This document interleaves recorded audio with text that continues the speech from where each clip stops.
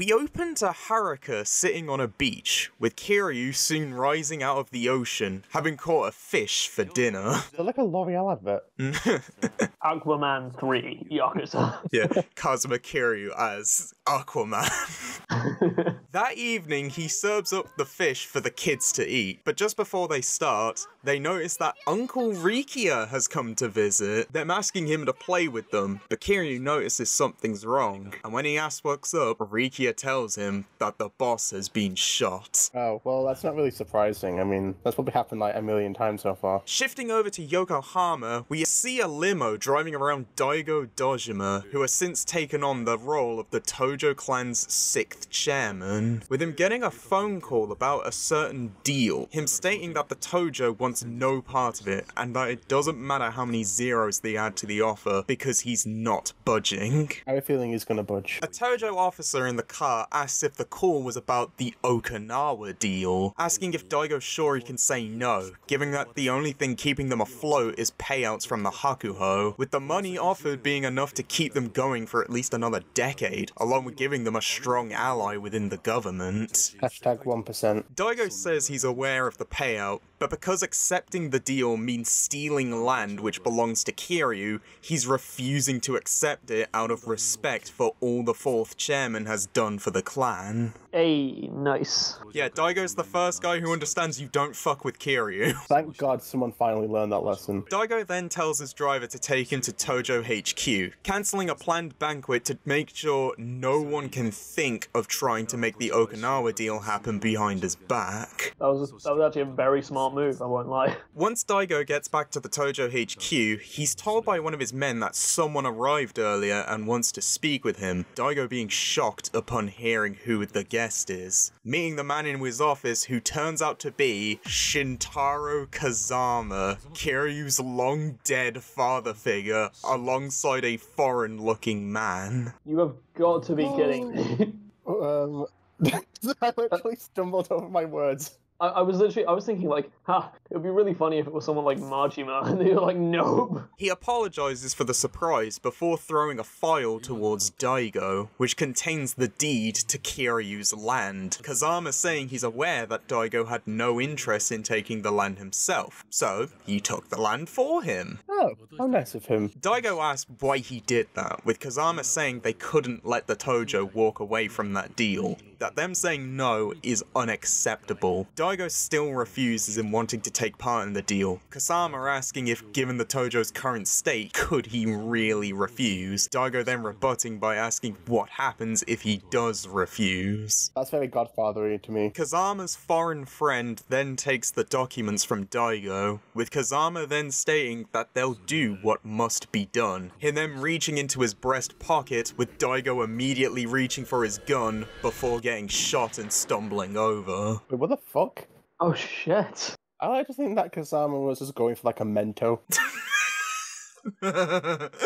Back over in Okinawa, we see Kiryu, Haruka, and Rikia running through a hospital until reaching a blonde-haired man named Mikio, who tells them that Nakahara is currently on the operating table, and the situation isn't looking good, leading to Rikia punching the wall out of anger. Kiryu and Haruka then head over to comfort a girl sat down nearby named Saki, Kiryu then asking Mikio if they know who did it, who says they had no idea as Nakahara and Saki were alone at the time, with someone having come in and shot Nakahara in the stomach, with him believing the incident had something to do with the land deal due to the deed to Kiryu's land being stolen. Rikia being certain it has to be Tamashiro, as they've been coming after them since last year, though Mikio doesn't think it was them. Saki then gets up and shows Kiryu her sketch pad, having managed to draw a picture of the man who shot Nakahara, Kiryu recognizing the sketch as his dead father, Shintaro Kazama. Oh shit. This feels... Yeah. 俺の死んだ親父風間のおやっさんだ Chapter 1 New Beginnings. I wonder if there's going to be new beginnings. Ha ha ha ha ha. We flash back to the ending scene of Yakuza 2 in January 2007. Kiryu and Haruka having paid respects to their fallen loved ones, with Sayama then showing up to give her goodbyes. Kiryu being ready to leave for Okinawa to work as the manager for an orphanage called Morning Glory, which had connections to Sunflower Orphanage. That's nice. It looks like he's retiring. Good for him. That won't last. Sayama then saying she'll be leaving the country tomorrow, as she was offered a promotion to work in the United States, the two agreeing to go their separate ways to fulfill their dream careers. I'm so torn about that. So basically, in other terms, this is the series basically writing Sayama out of it. That's exactly what I know, I was going to say.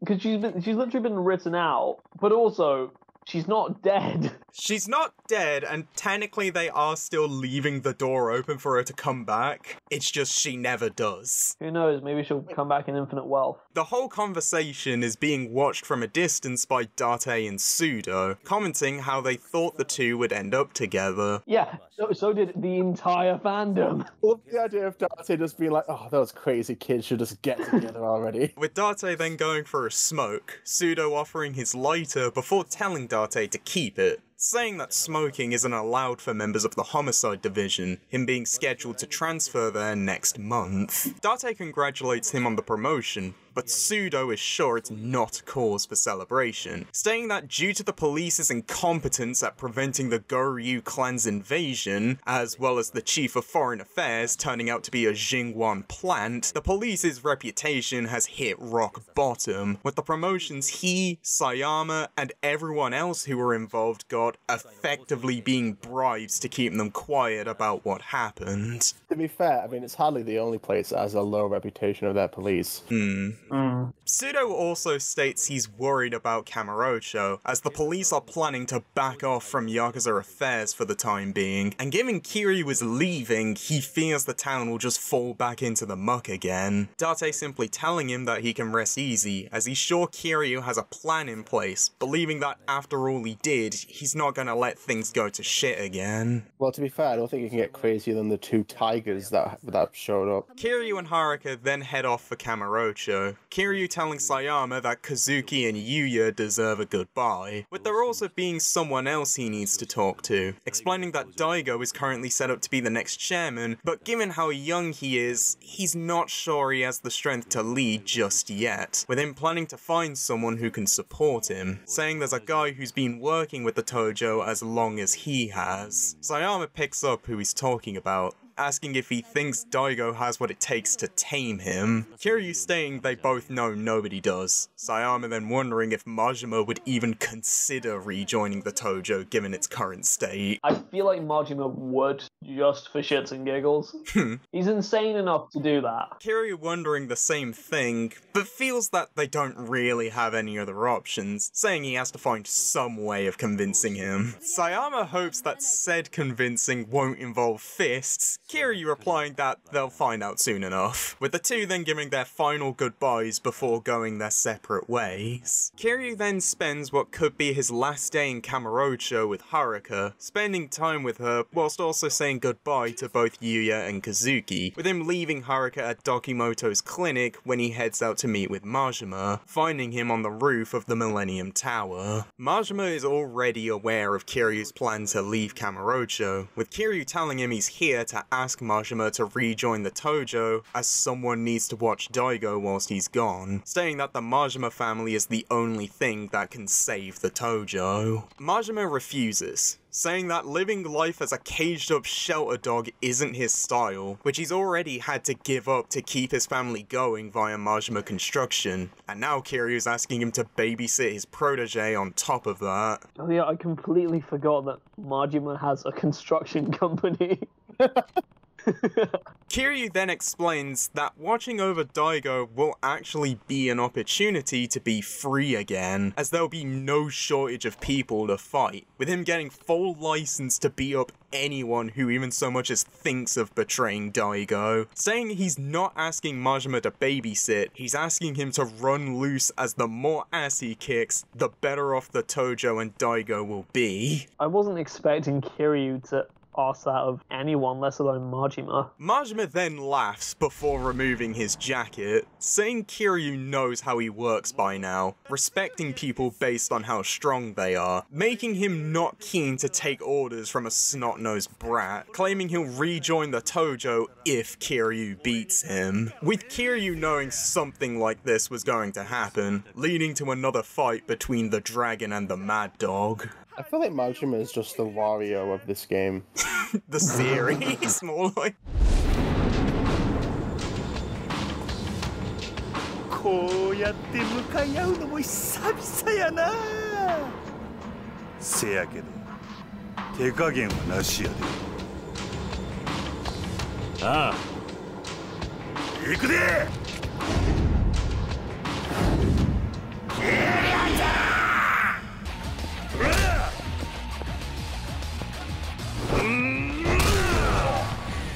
Kiryu wins, with Majima respecting his strength. The two then talk to each other overlooking the city, Majima saying things are gonna get lonely without his Kiryu-chan, with him keeping his word on watching out for Daigo, though he states that if Daigo starts going down a weird path, he doesn't think he'll be able to stop him, explaining that Daigo is really trusting like Kiryu, and because of that, he hopes no one tries to take advantage of that. Kiryu rebutting that whilst Daigo's young, he's not an idiot. Kiryu then leaves, telling Majima the Tojo is in his hands now, with Majima then wondering to himself just what the hell he got himself into. しゃあない。真島五郎、一応やってるやないか。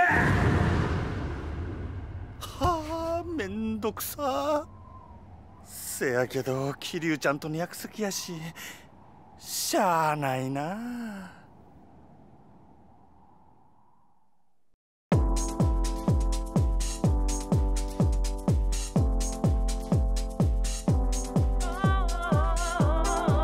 When we're discussing Chapter 1, I think first we should address the Sayama thing.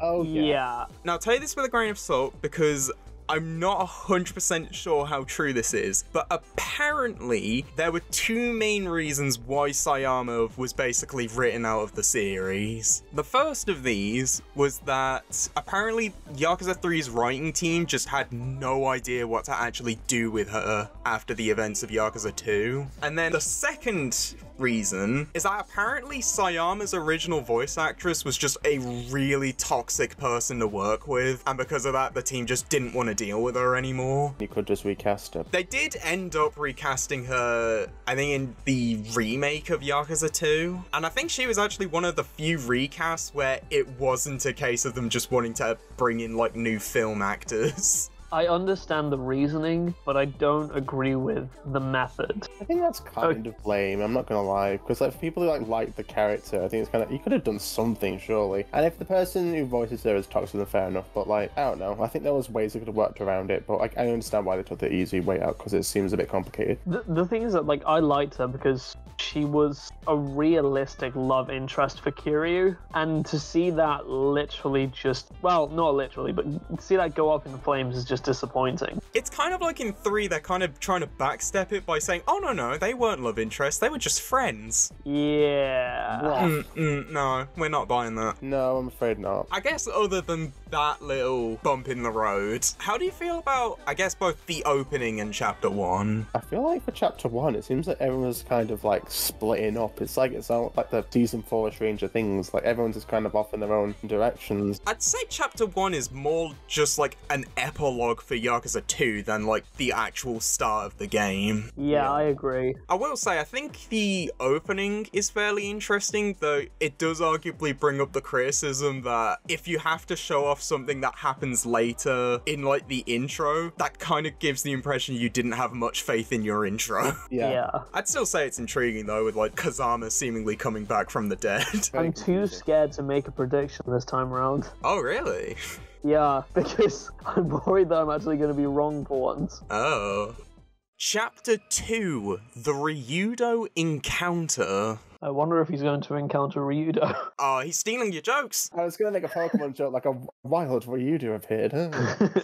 Oh, curse you. We jump forward 6 months later to the summer of 2007, with Kiryu being in the process of making a curry dinner for the kids at the orphanage. Aww.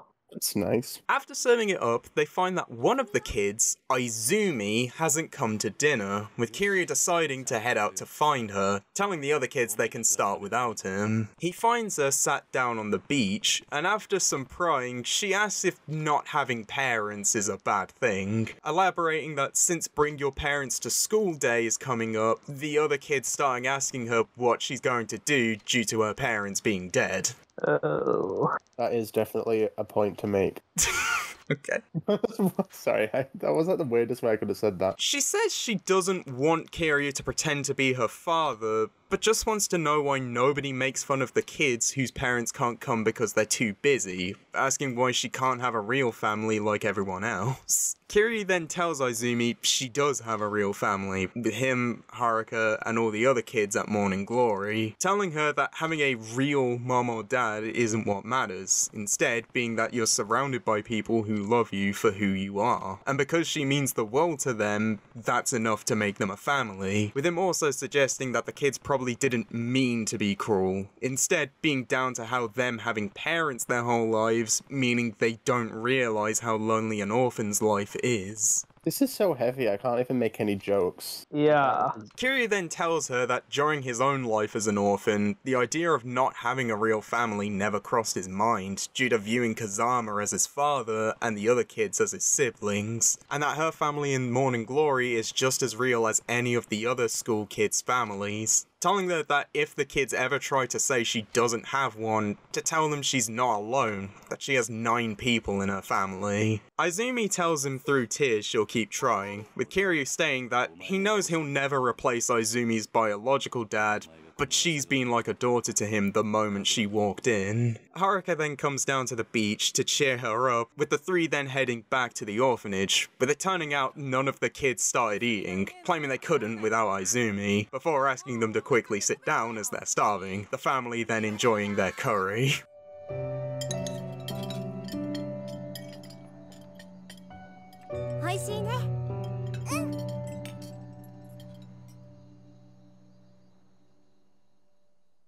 We then jump ahead to March 2008, Kiryu being in the middle of log chopping, before Haruka comes over saying they've gotten another eviction notice, asking if they're being kicked out, before pointing out that some weird guys in a blue van have been hanging around outside the orphanage for a while, these turning out to be Rikia and Mikio. Oh, I got really worried for a sec, but then you were like, oh, it's Rikia and Mikio. Kiryu decides to head over to figure out what's up, but the moment he starts heading towards them, the 2 panic and speed off in their truck. Kiryu assures Haruka that as long as he's around, they're not getting kicked out, with him assuming the 2 must be from the group sending the letters, the Ryudo family, with Kiryu deciding to head out to have a word with them, to at least make them stop scaring the kids, telling Haruka not to worry as he doesn't plan to get in any fights. To be fair, whenever Kiryu says he's going to speak to someone, it does usually end in a fight, so I'd be a bit skeptical. Yeah, but it's never Kiryu who insinuates a fight, to be fair. Yeah, that's true. That's just like, we'll see how it goes and see if we have to. Kiryu heads to downtown Ryukyu in hopes of finding the Ryudo boys, eventually finding the 2 near the market, eating some ice cream in an attempt to combat the heat. Kiryu heads over to confront them, Mikio immediately panicking, though Rikia gets up and tries to intimidate Kiryu. That's not going to go well. Kiryu asks them if they make a habit out of giving eviction notices to civilians,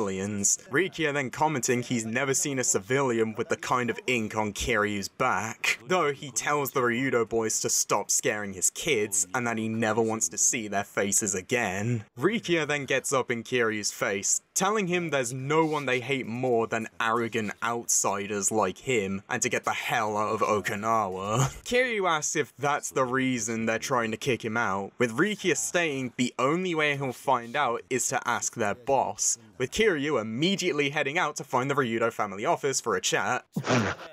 Is that alright? Yeah. Mikio attempts to call the boss to warn him, but Rikia just snatches his phone and tells him the boss doesn't have time to deal with petty shit like this, stating their only job right now is keeping Kiryu in check, meaning there's no way he's gonna let him just stroll into their office. Kiryu then asks what he should do then to speak to the boss, Rikia claiming he'll have to beat him first, and after Kiryu questions if that's it, Mikio then claims that Kiryu has no idea who he's going up against, as Rikia is the Ryudo family captain, nicknamed the Fighting Viper. Ooh. You see, that's a cool name. Cool name, and coincidentally the same name as a Sega fighting game. I don't think that was a coincidence. Kiryu just tells Mikio to shut up, saying that Rikia might be a big shot here, but he's stupid if he thinks that's enough to scare him off. Rikia then removes his shirt, handing it over to Mikio, in order to show off his tattoo to Kiryu, though when he refers to it as a cute snake, Rikia gets pissed off, stating it's a goddamn viper, and that Kiryu should respect it as it's the symbol of Okinawa, proclaiming he's got the island's heart and soul on his back, and that he's going to show Kiryu what Okinawa is all about, leading to a fight between the dragon and the viper. I just thought that was the most hilariously childish thing ever. It's like, nice, like, cute snake, and it's like, it's a viper! Oh, God. ミキオ、てめえは絶対に手出すな。あ、はい。覚悟はいいな。うん。行くぜ！はっ！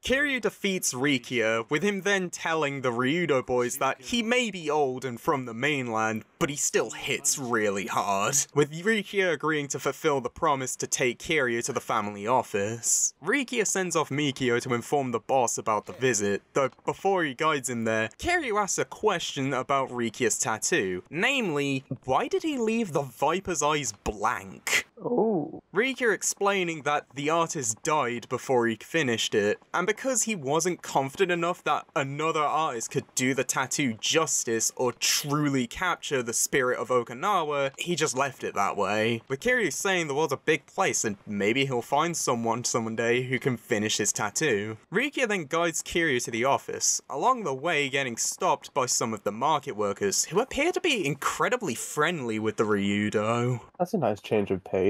Once they get there, Rikia and Mikio give Kiryu a formal entrance, before running ahead to give another one at the entrance to the boss's room. Whilst Rikia heads off to get the boss, Kiryu sits down and spots a girl sat outside the office drawing in a notepad. Just then, the Ryudo family patriarch Shigeru Nakahara enters the room, apologizing for keeping Kiryu waiting. He looks like the type to deep fry squirrels, I'm not gonna lie. Okay. That's okay. He's been told about Kiryu's scuffle with Rikia, and because of that, he knows Kiryu is here to ask about the eviction notices, with him proceeding to ask the girl, Saki, if she can go to her room whilst he and Kiryu talk about adult things. Kiryu asks who she is, with Nakahara stating she's his daughter, specifically an adoptive daughter who he's been looking after for the last 3 years. He then explains the eviction notices, starting by stating that he's sorry about doing it, but he didn't have much choice in the matter. He tells Kiryu that the Ryudo family has owned the land the orphanage is on for decades, claiming they built all the houses there and have been subletting them since, but now they're planning to sell them to a potential buyer, with the area currently being planned to be turned into either a holiday resort or a military base for the United States. That's the duality of that. I can't make a joke from this. Nakahara admits he's mixed about it, due to being born and raised in Okinawa, but figures it's probably for the better that the deal goes through for the sake of progress. He tells Kiryu he knows how hard it can be to raise kids, given his experience with looking after Saki, but he thinks that because Kiryu is a mainlander, he must have loads of money and could just move him and his kids somewhere else, even offering to give Kiryu some extra cash if he needs it. That's sort of nice. Kiryu says he gets where Nakahara is coming from, but he's not moving, claiming that what he said makes sense, but only a self-absorbed thug would think of it like that. Kiryu tells Nakahara that he used to be Yakuza, being an expert in finding reasons to ruin other people's lives, but says that's not an excuse, asking if he realizes what would happen to those kids if Nakahara got his way, with Kiryu proclaiming that as long as he's around, his orphanage and everyone in it is not moving. He goes to leave, but Nakahara shouts to not walk away, saying that he may be an old fart, but he's not letting a mainland punk talk to him that way, all the while grabbing a sword in his office. Oh my, okay. I don't know why I'm surprised to hear that, because that just seems like, yeah, okay. Kiryu asks him if that's what he wants, reminding him that if he dies, his kids have nowhere to go, questioning if that would satisfy him, telling a regretful Nakahara that if he truly loves Okinawa, he should be helping the island instead of trying to evict innocent children. To be fair, if your opposition is an orphanage, you're just not gonna look like you're in the right. Before Kiryu leaves, he says that if it comes to it, he will fight Nakahara, but he won't hold back, leaving the patriarch to question his actions.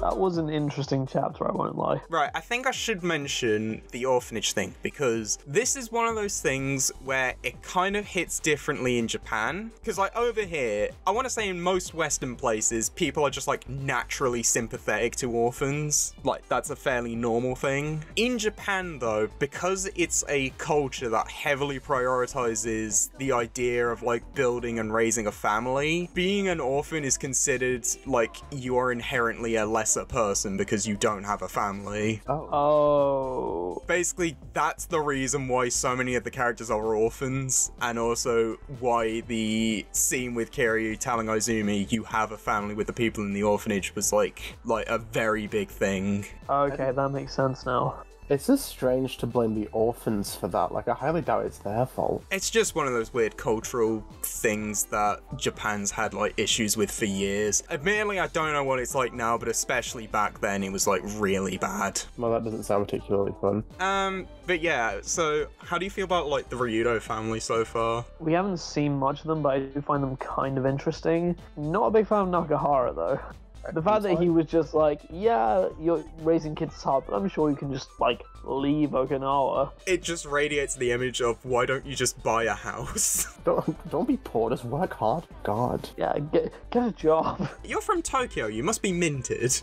Chapter 3, Power Struggle. I wondered there's going to be a power struggle. Haha, I reclaimed it. We open on a news broadcast talking about the planned resort and military base. Namely the defense minister Ryuzo Tamiya, who's a key figure in the push for the military expansion, and the land minister Yoshinobu Suzuki, who is the one in charge of the resort deal, being scheduled for a visit to Okinawa that day. Tamiya is pushing for the military base in order for it to serve as part of a ballistic missile defense system. Meanwhile, Suzuki is opposed to an increase of American military presence on the island, and feels that a new resort could help drive up tourism in the region. Or, third option, just keep it as an orphanage. When Tamiya arrived on the island, the airport was full of protesters opposing his military expansion plans. Meanwhile, Suzuki was greeted by swarms of businessmen and financiers who gave him a personalized tour of the planned space for the resort. To be fair, I feel like tourism would be much less likely to receive some sort of pushback, so... Overall, the people of Okinawa are mixed on the whole thing, with it being believed that both men will need to compromise their plans if they want them to pass. We then see interviews of the two men. Suzuki gives a speech about how whilst the military expansion would help protect Japan, he doesn't want to keep sacrificing Okinawa for the country's defense, believing the increased tourism from the resort would bolster Okinawa's economy and create more jobs in the long run. Meanwhile, Tamiya just states all he cares about is defending Japan whilst walking past reporters. The news anchor states that their unannounced visits has led to speculation that the two men will try to push their respective bills through the national diet within the upcoming weeks and months, with both of them being likely to be under scrutiny for a while due to them also being aspiring prime minister candidates. Oh god. I mean, it might be a cultural difference, but from our experience, prime ministers are not the fun kind. That's all I'll say. Kiryu then shuts off the TV, with Haruka asking if that's the reason why the Ryudo keep trying to kick them out. Kiryu tells her about what went down at the Ryudo family office, along with assuring her that they're not leaving. Now, I hope you're ready. Oh god. That means it's good. That means it's good. We then have our first round of orphanage filler! No. I was like, oh, there's something insane happen, but no. Haruka tells Kiryu that Shiro has been down since he got home from school, and after talking it out with Shiro, along with getting some extra details from Taichi, Kiryu finds out that Shiro has been getting bullied at school by a kid called Yoshinori, but he doesn't fight back as the bully is actually the son of his teacher, Hashimoto, who not only seems to instinctively hate orphans, but is also friends with a member of the city council called Akasaka, leading to Yoshinori threatening Shiro by saying that if he tells on him, he'll get his dad to make Akasaka shut down the orphanage. So basically this kid's legs are chained to the ground in this situation. It's like the deck is just fully stacked against this one kid. Kiryu tells Shiro he doesn't have to worry, and if Yoshinori tries to mess with him again, to stand his own ground. The next day, Kiryu decides to head out to try and meet with Akasaka, with a neighbor pointing him in the direction of the local golf club. Kiryu heads over there and runs into Akasaka at the lobby, who proceeds to invite Kiryu to a game of golf, the two bonding over their session together, with Akasaka eventually agreeing to a visit to the orphanage. Whilst there, he meets the kids as they come home from school, with him taking a liking to Shiro's spirit, and when Hashimoto comes over in an attempt to blame Shiro for the fight between him and Yoshinori, Akasaka instead tells him about how great a job Kiryu's been doing at raising his kids, and when Yoshinori is rude, rubs in how bad a parent Hashimoto is. Can I just throw in, is this a game about a mafia or is it a sitcom? Yeah. It's going to get a bit blurred for the next few bits, because the filler's not over yet.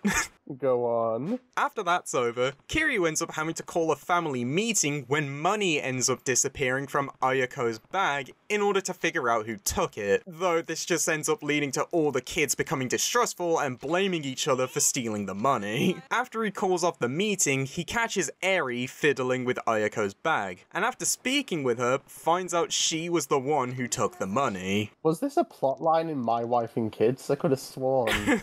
I don't know. Essentially, her friends asked her if she wanted to hang out, and she didn't have enough money. But because she doesn't get to hang out with friends often, due to them knowing she can't typically afford what they can, she took Ayako's money with the intention of paying her back. Ayako then ends up revealing she knew it was Eri from the start, having seen her take the money from the bag, but decided not to confront her, with the two now feeling bad for their actions. At least they're owning up to it. Kiryu then devises a plan to end the conflict, essentially lying to the other kids that prior to Ayako finding out her money was stolen, Eri ended up finding some money outside and handed it to him, with Ayako having simply just dropped the money without noticing and Kiryu just forgetting about it until now. With this then resolving the conflict as, to the other kids, there's no thief and Kiryu is just kind of forgetful, with them all apologising for accusing each other. Okay, so that's the end of the orphanage filler. Okay. I was wondering how much this was going to take up. No, it's fine. Don't worry, it gets worse. Oh, okay. Joy.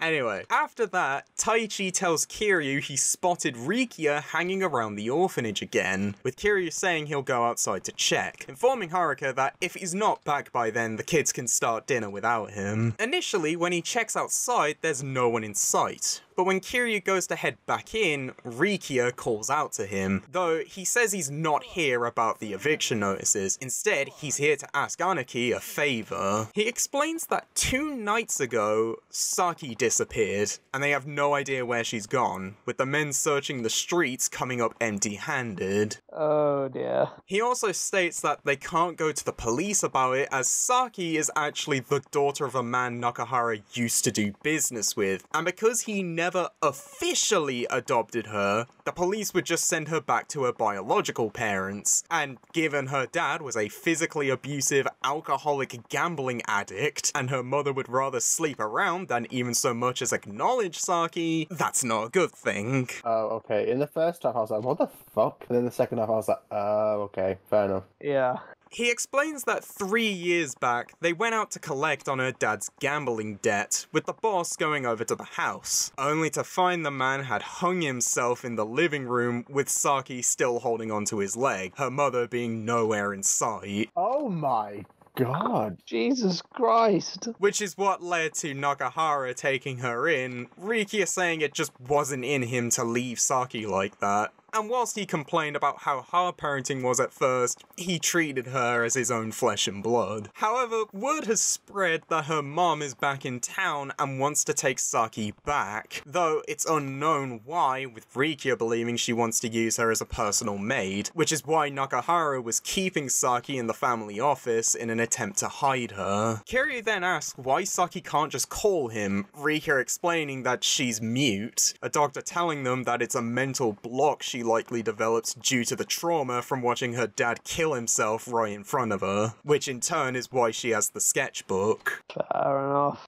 That is completely fair, to be honest. Kiryu then asks what he needs to do to help, Rikia saying that due to Saki disappearing, Nakahara is kind of losing it, with him needing Anarchy to talk some sense into him, elaborating that the boss took a shine to Kiryu the moment he stepped in the office, meaning he's the only one that he'll listen to. Kiryu then interrupts the conversation, asking why Rikia keeps calling him Anarchy, saying he can't have a Yakuza talk to him like that, especially in front of his kids. Rikia saying he just respects Kiryu's strength, hence he's his Anarchy. Rikia brings Kiryu over to the Ryudo family office, seeing it's being trashed with Mikio having a black eye, who explains that the boss is currently drunk from Awamori and not in a great mood. Kiryu heads in to find Nakahara mumbling to himself about what he's going to do, though he does lighten up a bit upon seeing him. Kiryu tells him he's here after being told about what's going on by Rikia, Nakahara saying that he doesn't know when to keep his mouth shut and that this doesn't concern Kiryu.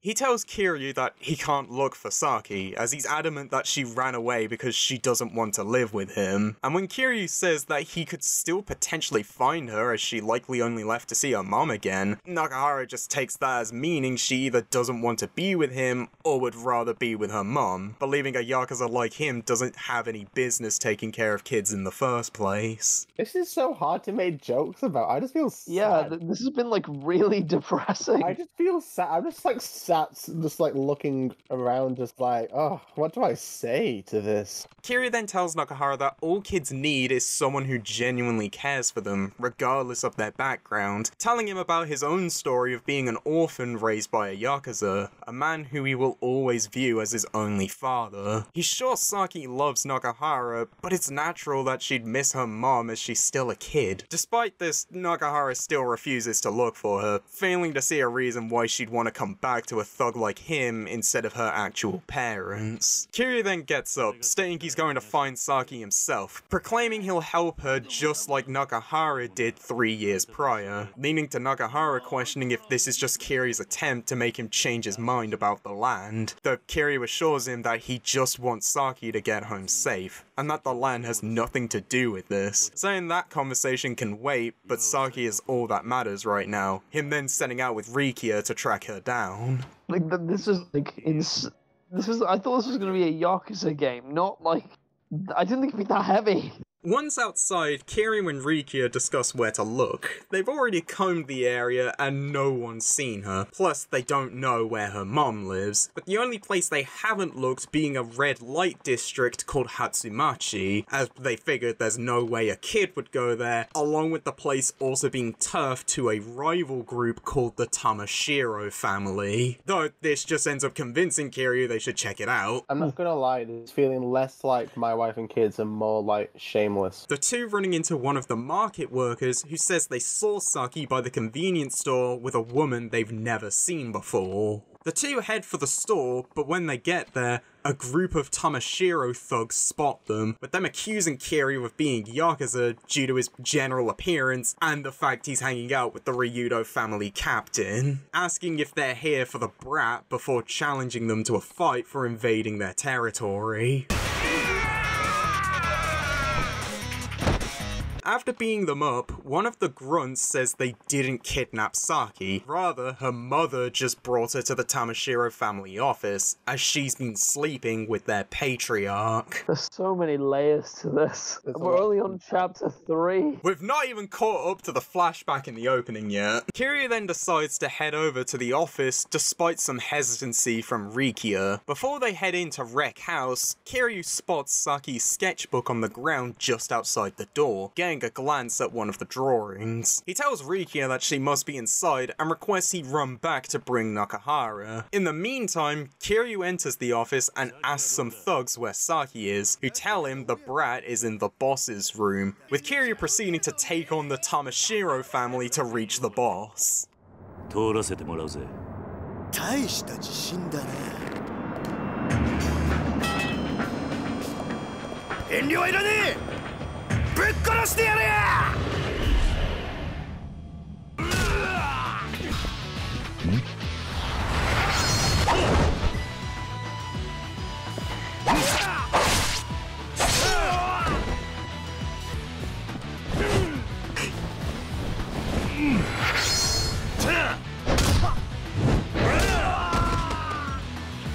ふざけやがって。いい度胸じゃねえか。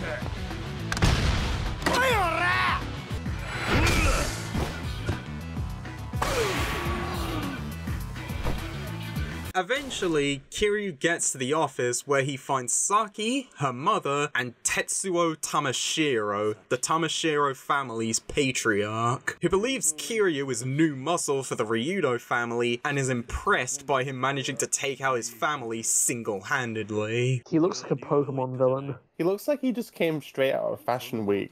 Kiryu retorts that he's not Ryudo and he's just here for Saki, leading Tamashiro to ask how that's possible, as Nakahara is the only one who'd lift a finger for her. Kiryu stating it doesn't matter who sent him, as one way or another, he's leaving with Saki. Tamashiro is not accepting that, as he's attempting to use Saki as a bargaining chip, and when Kiryu questions what he means, he laughs, realizing Kiryu has no idea what he's referring to. It's never a good sign that they start laughing. He then approaches Saki, saying it's a shame what she's had to go through, having to watch her dad hang himself and then be kidnapped by her mom for a bullshit love. Yeah, alright, chill. Saki's mom then grabs Tamashiro, saying their love is real and that he told her the three of them would be a family, him retorting he'd never shack up with an old slut like her, asking if she's out of her mind before slapping her to the ground. Oh my god. Jesus Christ. I literally It's chapter 3, people. Adding that he's already gotten everything he needs from her. Saki's mom refuses to accept it and begs him to say it's a joke, at which point he brings out a knife and tries to slash her face. What?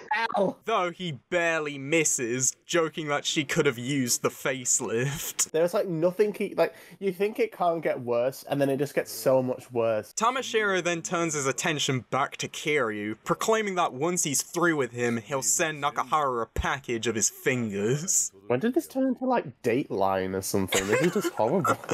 Kiryu says he's disappointed, as he doesn't like raising his fists against lowlives, but the only thing he likes even less is the thought of letting Tamashiro go, leading to a fight.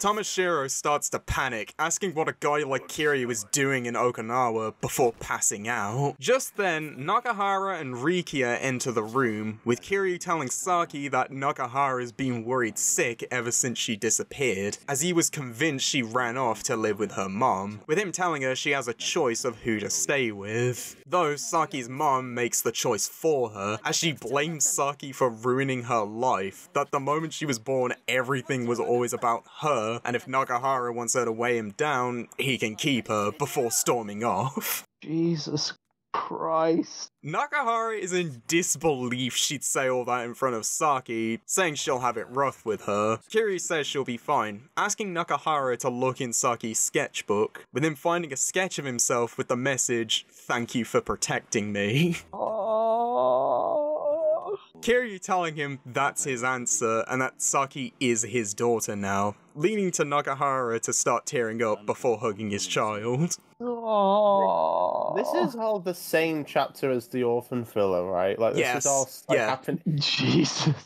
What the fuck is okay, I'm just... Yeah. We started off with Kiryu helping one of his kids who was getting bullied, and now we're at a tearful reunion between a Yakuza dad and an adoptive daughter who is a mute. The emotional whiplash in a single chapter. Exactly. Back at the Ryudo office, Nakahara is incredibly thankful to Kiryu, saying in the 40 years he's been in the Yakuza, he's never met a man like him, with him going as far as wanting to make Kiryu his sworn brother, Rikia and Mikio bringing in the drinks, though Kiryu was still kind of hesitant due to him wanting to leave his Yakuza past behind. But Nakahara is still persistent, wanting to do it out of respect even if they don't have a witness for it. They then hear a familiar voice tell them they'd be glad to oblige as a witness, that voice belonging to Daigo Dojima. Wait, why is Dojima there? Daigo explains he's down here because he was looking into a family matter regarding the land for the Okinawa resort deal, elaborating that the Tamashiro family are actually an Okinawan offshoot of the Tojo clan, the group having been created to help them get a foothold in the region, but they've been going behind their backs to buy up land for use in the resort deal, the one who got them to do that being Minister Suzuki, who got them to gather the land in his stead,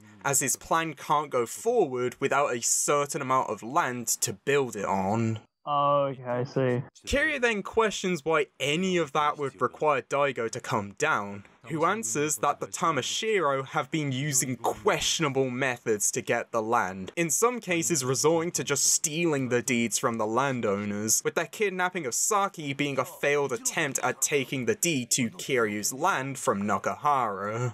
It's like, there's almost like no nuance, like these people are just so evil, aren't they? Jesus. Yeah. Yeah. Because allowing them to keep using these tactics would spell trouble, as the public finding out the Yakuza were involved in the resort deal puts both the resort and military bills at an extreme risk, Daigo was personally requested to intervene by Defense Minister Tamiya, explaining that the resort and military base are a linked pair. Essentially, if the resort was cancelled, then public opinion would never support the military base on its own, making the resort's success just as important to Tamiya as his own bill, with him having been sent to prevent things from boiling over. He tells them that this specific visit was requested by the man beside him, Tamiya's personal secretary, Shoyo Toma. He looks like an apprentice loser. Kiryu then points out that if they stop the Tamashiro from buying the land, then they don't have anywhere to build the resort, let alone the military base, with Toma saying they plan to get the land by negotiating with the locals instead of threatening them, leading to Kiryu asking why they're going so far for one bill, Toya stating the base would be a major international success which would boost Tamiya's chances of becoming prime minister, Daigo adding that the Tojo clan usually stays out of their family's personal businesses, but if it became a scandal it would attract unwanted police attention, which they can't afford to happen. Daigo then says he was shocked to find out out that Kiryu's orphanage was put under threat by the bills. Nakahara is saying that Kiryu doesn't have to worry about losing his land anymore, though Toma says that at some point he will need Kiryu's land to make the resort deal a success, revealing that whilst he does work for Tamiya, due to being an Okinawa native, he wants the resort to go through as he believes the resources that could come from it is the only way to save his home. The politics has my head spinning, I'm not gonna lie. Nakahara then tells him that as an Okinawan native, he should know that the people don't want the resort, as what they care about is just keeping the home they love the way it is now. Toma retorting he wants to make Okinawa a place that actually matters outside of Okinawa, doing whatever it takes even if it means sacrifices. Daigo then tells them he hopes they can all move on from the matter quickly and peacefully, before taking his leave with Toma, with Kiryu asking that if the Tojo tries to come for his land again, to give a heads up because of the kids, with Daigo reassuring him that as long as he's chairman, the Tojo are staying out of Okinawa, him being fully aware of how resilient Kiryu is and that pissing him off is the last thing he wants to do. I'm glad he's the only one who's learned that lesson. Nobody else has, just him, thank God. Adding that Toma's dream for Okinawa can wait until he's Prime Minister,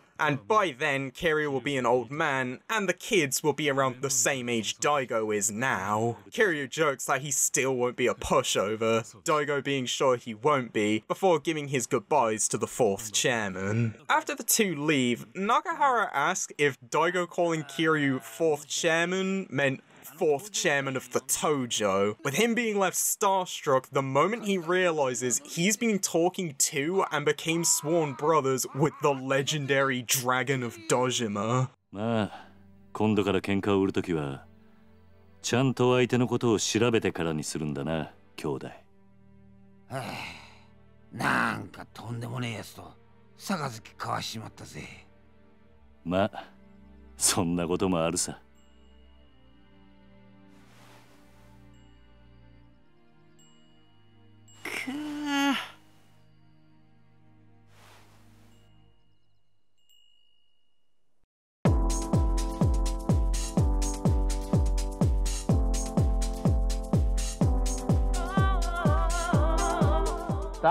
That was a really cool, like, ending. I'm feeling many emotions after taking in all of what happened in that chapter. Yeah, that was quite heavy. I want to say chapter 2 and 3 is kind of like if you condensed an entire Yakuza plot into just 2 chapters. We go from like that filler stuff of just, oh, Kiryu's got to help one of his kids who's being bullied, and then he has to sort out a problem where one of the kids having their money stolen, to just turn around and go, yeah, we need help finding this lost child who's a mute because she watched her father kill himself, and then you get like this whole backstory of fucking how Nakahara's, who we kind of thought was a bit of a shitty guy, turns out he's a fucking saint who saved like this like child from a shitty home life. Yeah, I know. It was just that was a lot. Yeah, and then you head in to beat like one of them, I want to say probably the most unambiguously evil people in the series. Yeah, it was like if you want the chapter to get even crazier, just throw in an insane misogynist, and then that'll do it. And then we kind of get the reveal that not only were the Tamashiro part of the Tojo, but then we also find out that apparently that the resort and military bill maybe aren't opposing, and there might be something ongoing there. But yeah, I want to say it's a very condensed chapter. Yeah, I agree. I feel like I've played like 10 games in the past chapter, to be honest. I want to say, obviously, there's a change in feeling over Nakahara by now. Because I think we've all gone from, wow, this guy's kind of shitty trying to kick off orphanage, it's just like, this man is Kiryu too. Yeah. I have the personal headcanon that Nakahara was basically like Okinawa's equivalent to Kiryu. Yeah, I feel like that would be an appropriate comparison. Chapter 4, The Man in the Sketch. Are you going to do the joke? I'll let you do it. Oh, I wonder if there's going to be a man in the sketch.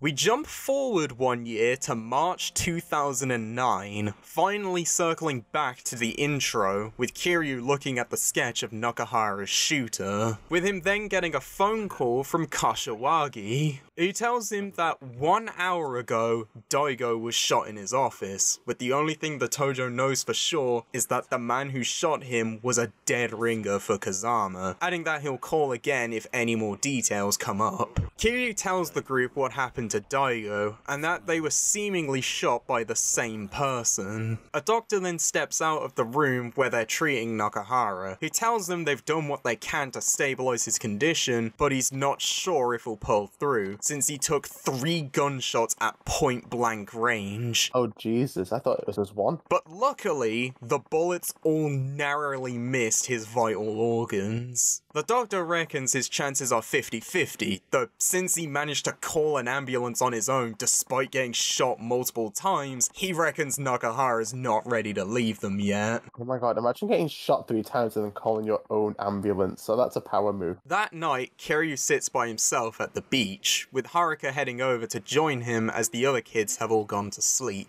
She asks if he's planning to go back to Kamurocho, and he's not sure, as he has a life and responsibilities in Okinawa now, stating he can't just run off to Tokyo at the drop of a hat anymore. Haruka brings up how if he doesn't, they might lose the orphanage, Kiryu being sure whoever shot Nakahara was after the deed. The two are then joined by Rikia, who comes to ask a favor, to let him come along to Kamurocho, knowing Kiryu is going and that getting the deed back means they will find the guy who shot the boss, adding that Mikio is willing to stay at the hospital in the event Nakahara comes back. Kiryu then asks what will happen with Saki, saying that whilst he gets that Rikia wants to get revenge for his boss, if he goes then no one is there to look after her, with Haruka stepping in to say her and the other orphanage kids can watch Saki, adding that it might be good for her to spend time with kids her own age, saying that after years of trusting Kiryu, he can trust her to look after Saki. To be fair, Haruka has seen way too much aggression in her lifetime, and she's like barely even double digits. I think she actually is double digit age now. Oh, is she? Okay. Rikia then gives another plea to let him tag along, with Kiryu ultimately agreeing, telling him they leave tomorrow night, suggesting he should go back to the office to pack his stuff. When Rikia leaves, Kiryu asks Haruka to take care of him, revealing he lied as he believes Kamurocho is too dangerous for someone like him, and that this burden is for him alone to bear. Now, because Kiryu has some time before his flight, the next day, we get a second round of orphanage filler! Yay! Hey. To start off, Taichi, Koji, and Mikio are seen trying to catch a stray dog that wandered in, with Izumi attempting to pet it, only for the dog to run away, with Taichi and Koji chasing after it. Mikio recognizes the dog as having belonged to a bar, though it's seemingly gone a lot wilder after the bar's owner moved up to Tokyo and left the dog behind. Oh, that's not very nice. Izumi ends up wanting to find the dog, with Kiryu and Mikio agreeing to help, the three heading down to find it in downtown Ryukyu after it managed to outrun Taichi and Koji. After tracking it down, they end up finding the dog is too scared of them. However, Izumi is insistent on wanting to keep it, as it looks almost identical to a dog she used to own named Mame, but had to give away after her parents died. God, it's the thing with orphanage fillers, it's like there's no comedy material to make out of it. Yeah. Following a few failed attempts to try and befriend the dog, Kiryu ends up heading out for a bit. But whilst he's gone, the two get spotted by some Tamashiro family grunts who try to start shit, and after they knock down Mikio, Mame runs in and bites one of them, distracting the goons until a policeman spots and chases them away, Kiryu arriving just as the men begin to leg it, with the dog then coming back to check on Izumi, having finally befriended her, with Mikio agreeing to build a kennel at the orphanage. This is the best chapter in the game. After that, Kiryu ends up running into Rikia at the orphanage, who spotted that Mitsuo is trying to ask out Riona, but is unsuccessful, with the two then agreeing to a small contest to help him out by finding some cool clothing. Though, despite Kiryu winning, it still doesn't go well, with Ryona turning down a trip out to the movies. Later, Ryona ends up getting help from Kiryu making a bento, as she plans to go out later to hang out with some friends from school. But after he leaves the kitchen, he ends up overhearing a conversation she has with Haruka, who, after saying she thinks her and Mitsuo would be good together, Ryona retorts with some hurtful statements about how she feels she can't date him because he's different. Oh. I didn't want to say it. No, I get why. Oh no. Kiryu thinking to himself, that's not how he raised her. Taiji then tells Kiryu about how Mitsuo, after failing to get him to come see the movie with him, went downtown, likely to see the film by himself, with Kiryu deciding to head down to check on Mitsuo. Once down there, he spots him, who in turn has spotted Ryona with her group of friends, with the main kid, Okada, offering to let them hang out at a pool in his dad's hotel. Though Ryona is hesitant with the other kids picking up, it's because she's scared that going would reveal burn marks she got from the house fire that killed her parents. Oh my god. With them then forcefully grabbing her to look at them, with Okada calling her disgusting. What the fuck is happening? Leading Mitsuo to run in and punch him, with the other kids punching Mitsuo and running off with Okada. These people are evil. Like, there's no other way around it. Mitsuo asks if Ryona's okay, her then asking if he thinks her burn is gross. He says he's not bothered by it, even being able to somewhat relate due to being an outcast because of his skin color, with Ryona then apologizing for her own prejudice through tears before hugging Mitsuo. At least they made up in the end, for Jesus Christ. I'm glad you figured out you were wrong, but fucking hell. After Ryona helps treat Mitsuo's bruises and Kiryu sends off Rikia to get his stuff ready, Koji then ends up calling everyone to play a game of baseball on the beach. Just before they start, Koji ends up spying another kid sat by himself, with him then asking the kid, named Akira, if he wants to join their game. After letting Kiryu swing the bat just to give Akira an idea of how to play, the kids end up having a good time together, though Akira ends up getting injured, causing his mother to come over, who blames the orphanage kids for what happened, with her also calling over Hashimoto, who ends up putting the idea in her head that the kids made Akira join their game to bully him, with her demanding the police be brought in. Oh, for fuck's sake. Once Akira gets up, he says he wants to play with Koji again at some point, telling his mum the kids here are nice and don't bully him like at school, revealing that, just like Shiro, he too is being bullied by Hashimoto's son Yoshinori, leading his mom to completely snap at Hashimoto by threatening to get the board involved, leaving Koji to tell Akira he looks forward to playing with him again someday. So yeah, mum's still a bitch, but at least the police aren't getting involved now. Win, I guess? I don't know. I don't know. Very strange solutions to these problems. I almost don't trust it. Once Kiryu's done with whatever else he needs doing, he puts on his classic suit, before telling the kids about his plans to go out to Tokyo for a week as part of some important business. With him then saying that whilst he's gone, there's a new friend that will be living with them for a while, introducing Saki to the group, asking if they can make sure she feels at home, the kids immediately welcoming her in. At the entrance, Haruka then gives Kiryu his plane ticket, having bought it herself as she feels he deserves a present after how much he's helped everyone. That's so insanely sweet of Haruka. And once Kiryu has finished whatever business he has left, he takes his flight to Tokyo. And now the real Yakuza 3 begins. We then get glimpses of some of the new characters within the Tojo, starting in Minato, Tokyo, where we see Yoshitake Mine, the chairman of the Hakuho clan, who's training on a punching bag within his personal gym, until his secretary comes in to tell him about a meeting that was organised by Kashiwagi with the other leaders, with him telling her to cancel a planned conference with some IT venture capitalists as you don't turn your back when HQ comes knocking. leaving. We then move over to the Chinatown in Yokohama, where Go Hamazaki, the patriarch of the Hamazaki family, is in the middle of trying to intimidate a restaurant owner into protecting protection money of 1 million yen a month, claiming it's a good deal given how long the owner has been getting away with not paying, before claiming that otherwise he's willing to just buy the deed and let him work in one of his restaurants. But when the owner claims it's not possible, he slams down a knife to scare him, cutting off the head of a roast duck. Oh, thank God. Leading him to say he forgets how sharp Chinese knives can be, wondering if they can cut off a human's head clean off. Hamazaki then tells the owner that he's been told that his food has a reputation within the area, before forcing him to watch him eat the severed duck head. Oh my... Ew. In some Asian cultures, it's a normal thing. Don't worry. Oh, okay. I was going to say, like... Just then, one of Hamazaki's men enters the building to tell him about the meeting at HQ, and since the chef is still insistent that he can't meet the demands, Hamazaki decides to leave him. But before going, he puts a briefcase on the table in front of him, telling him that what's inside will make it up to him, adding that he just wanted to be partners before leaving, apologizing if he came on too strong, and asking to call if he changes his mind. Do not open that briefcase, do not open that briefcase, do not open that briefcase, do not open that briefcase. As Hamazaki leaves, the chef opens the briefcase, only to find out it contained a bomb, blowing up the restaurant with him inside.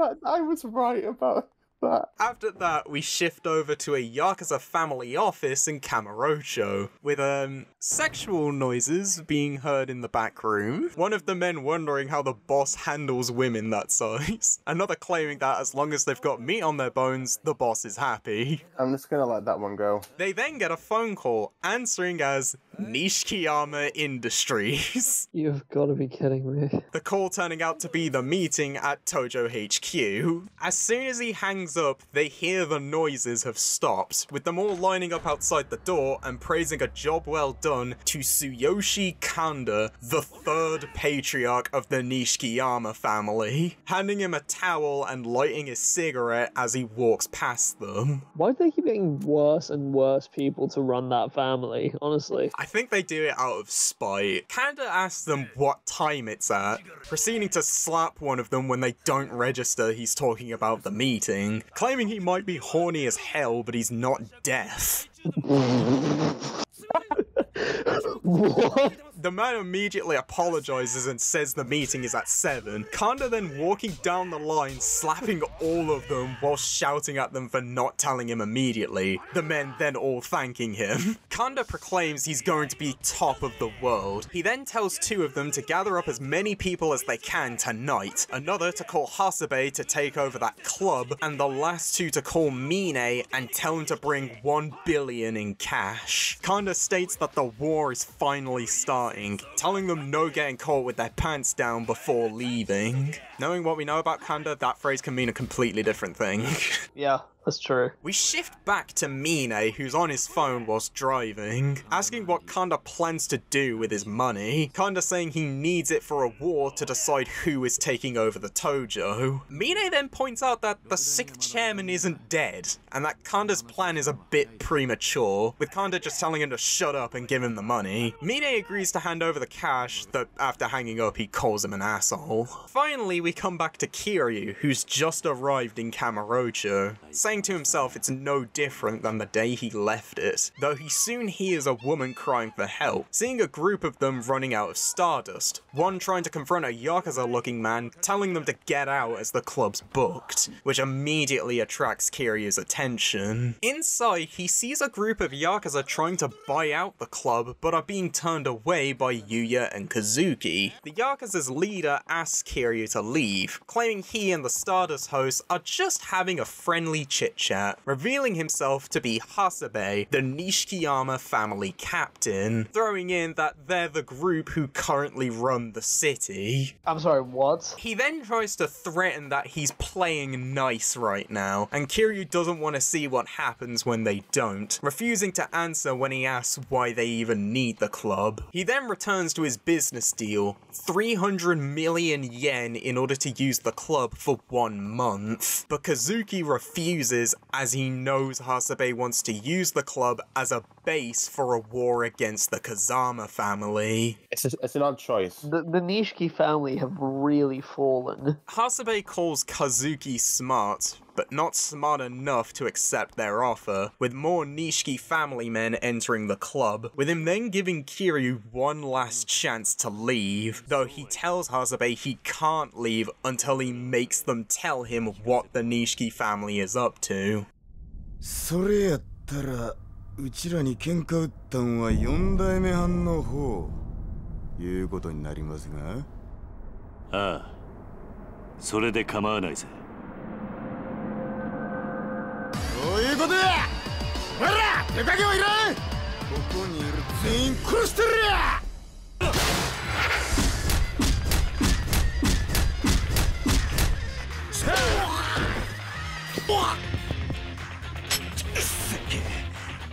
死んでもらうで。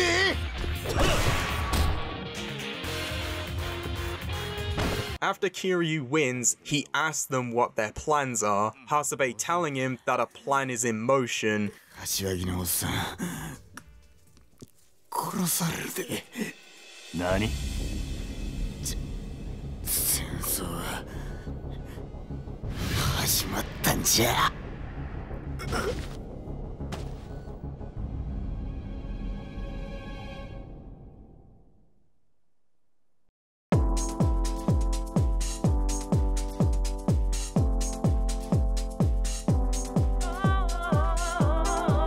I have to say, 3 is starting to look interesting now. Yeah, now that we're finally caught up to present day, things are finally getting in motion now. Yeah, now that we're back in Kamurocho and all these big players are in. Admittedly, it took a fucking while to get there. Just based on what we know of them, what are your thoughts on the new Tojo officers? Kanda, it's just, he's ridiculous. I don't know whether or not that's a good thing. Mine and Hamazaki seem interesting. I hope it is just as insane as it has been so far, because I like the concept of it just being ridiculous in just normal settings. Like, people can just have conversations and they want to kill each other. It's just it's just absurd.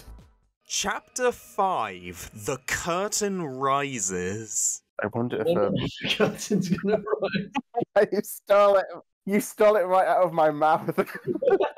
Yuya makes Kiryu a drink whilst telling him they haven't tasted half as good since he left 2 years ago, trying to help Kiryu relax, though he's unable to given what Hasebe said, feeling he needs to get to Kashiwagi as soon as possible, but he can't leave as Kazuki is currently in the process of trying to get rid of the police by telling them the brawl was just a dispute between 2 hosts. After making the cops leave, Kazuki sends out Yuya to check outside, taking the opportunity to tell Kiryu about the current state of Kamurocho and the power structure of the Tojo. Oh my god, the info dumping. How could he? Specifically, the Nishikiyama family's bloodlust has become uncontrollable ever since Kanda took charge, attempting to siege every business in Kamurocho, including ones that were already being controlled by other Tojo clan groups. And whilst Kashiwagi would normally do something about it, given his stance as the Tojo clan captain, he wants to avoid internal conflict as much as possible. But internal conflict is the central piece of character development. Whilst most shops were able to resist the Nishiki family, thanks to their long history with the Kazama family, due to them suddenly receiving a large influx of cash, they've been able to bribe most of the holdouts, leading the Nishiki family's stake in the town to expand tenfold in just 1 year. And because the Kazama family isn't just going to stand by and let their businesses get stolen, stolen, it's led to a lot of people believing a full-scale war between the two could happen at any moment, with Kazuki believing the Nishiki family were trying to buy out Stardust so they could use it as a base of operations for that war. That sounds about right. We need some conflict. Just then, Kiryu gets a phone call from Kashiwagi, who says he needs to talk with him, with the two agreeing to meet as soon as possible at the Kazama family office in the Millennium Tower. Before Kiryu leaves, Yuya runs back to tell him that whilst the cops have left Stardust, they're now swarming the Millennium Tower, with him giving Kiryu a fairly convoluted route in order to reach the tower and meet Kashiwagi whilst avoiding the police.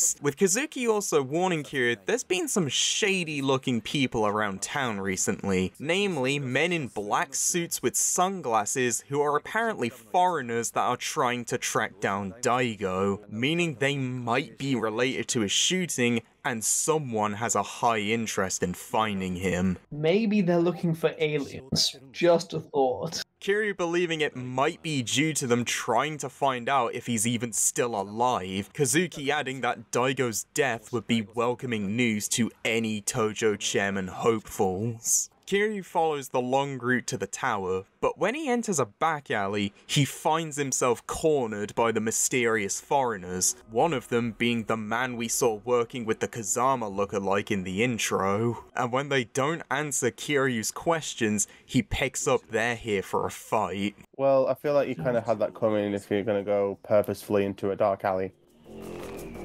ここで殺されるわけにはいかない。悪いが痛い目に遭ってもらうぜ。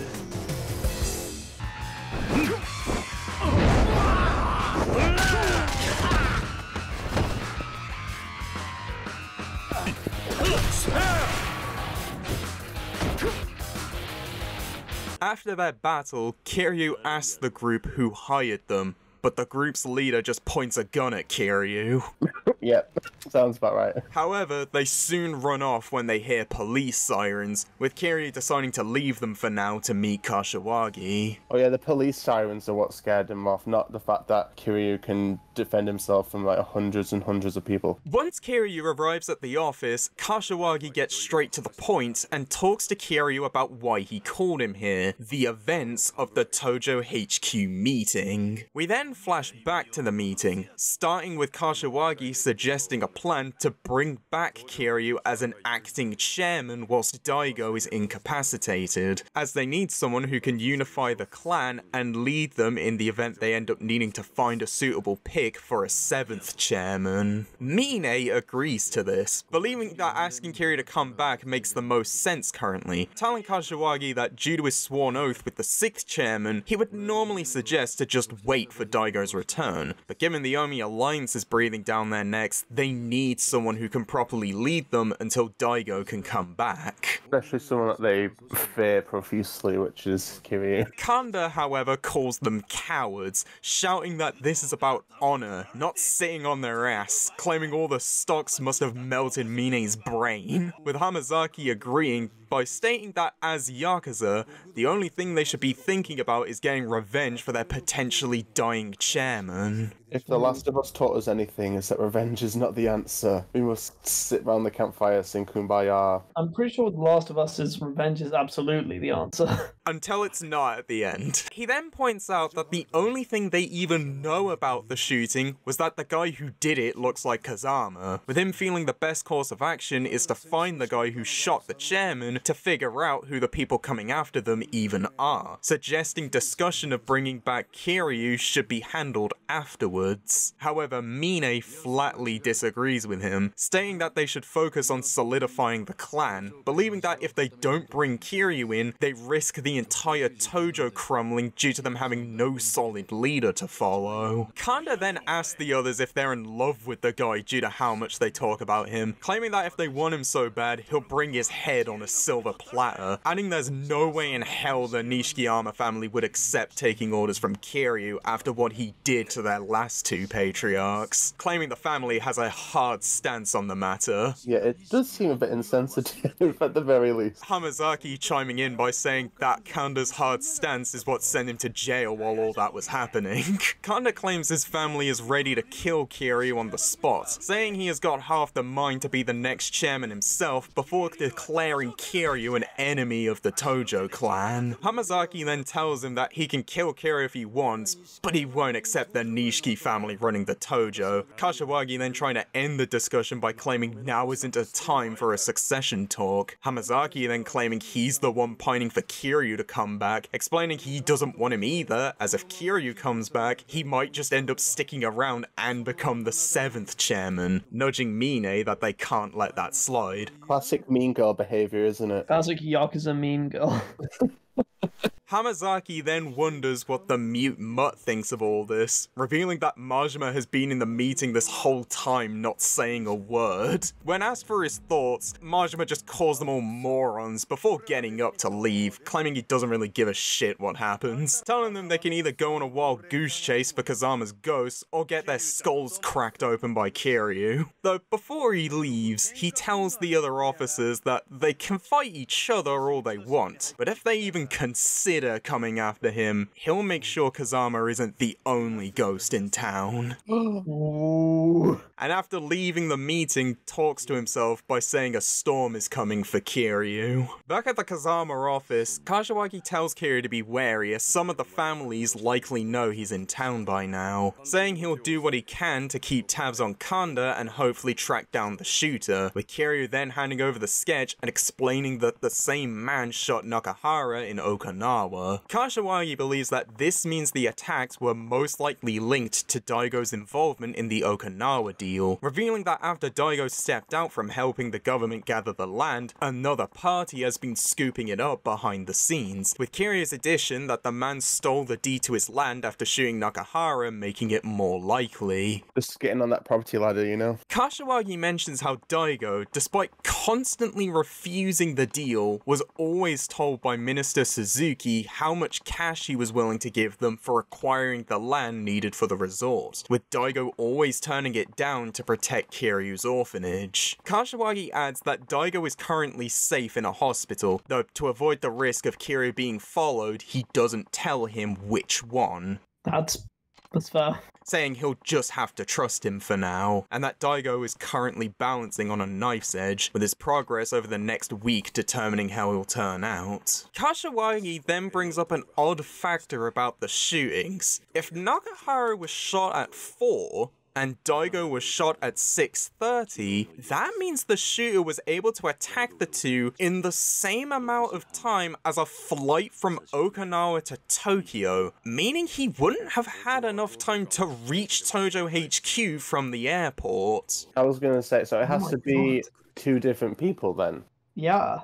Just then, the power goes out, Kashiwagi initially believing it to be a blackout, but then notices the rest of Kamurocho is unaffected. A helicopter then descends to the office's window, shining a spotlight on the two, before proceeding to shoot up the office with a Gatling gun. Of course. It's every single Yakuza thing. As soon as there's new information that comes to light, something starts shooting at someone. Literally, I think I mentioned that in the first time. Like, whenever there's like too much like plot, we need to just like interrupt it with something ridiculous. That's the way it works. The helicopter leaves after it seemingly hit its targets, and whilst Kiryu managed to dive out of the way, he turns back to see a destroyed office and a bloody Kashiwagi. With what little life he has left, Kashiwagi asks Kiryu to find the man working with the Kazama lookalike, believing there's a traitor within the clan who's trying to push the Okinawa deal without Daigo knowing, asking Kiryu if he can find them before passing away.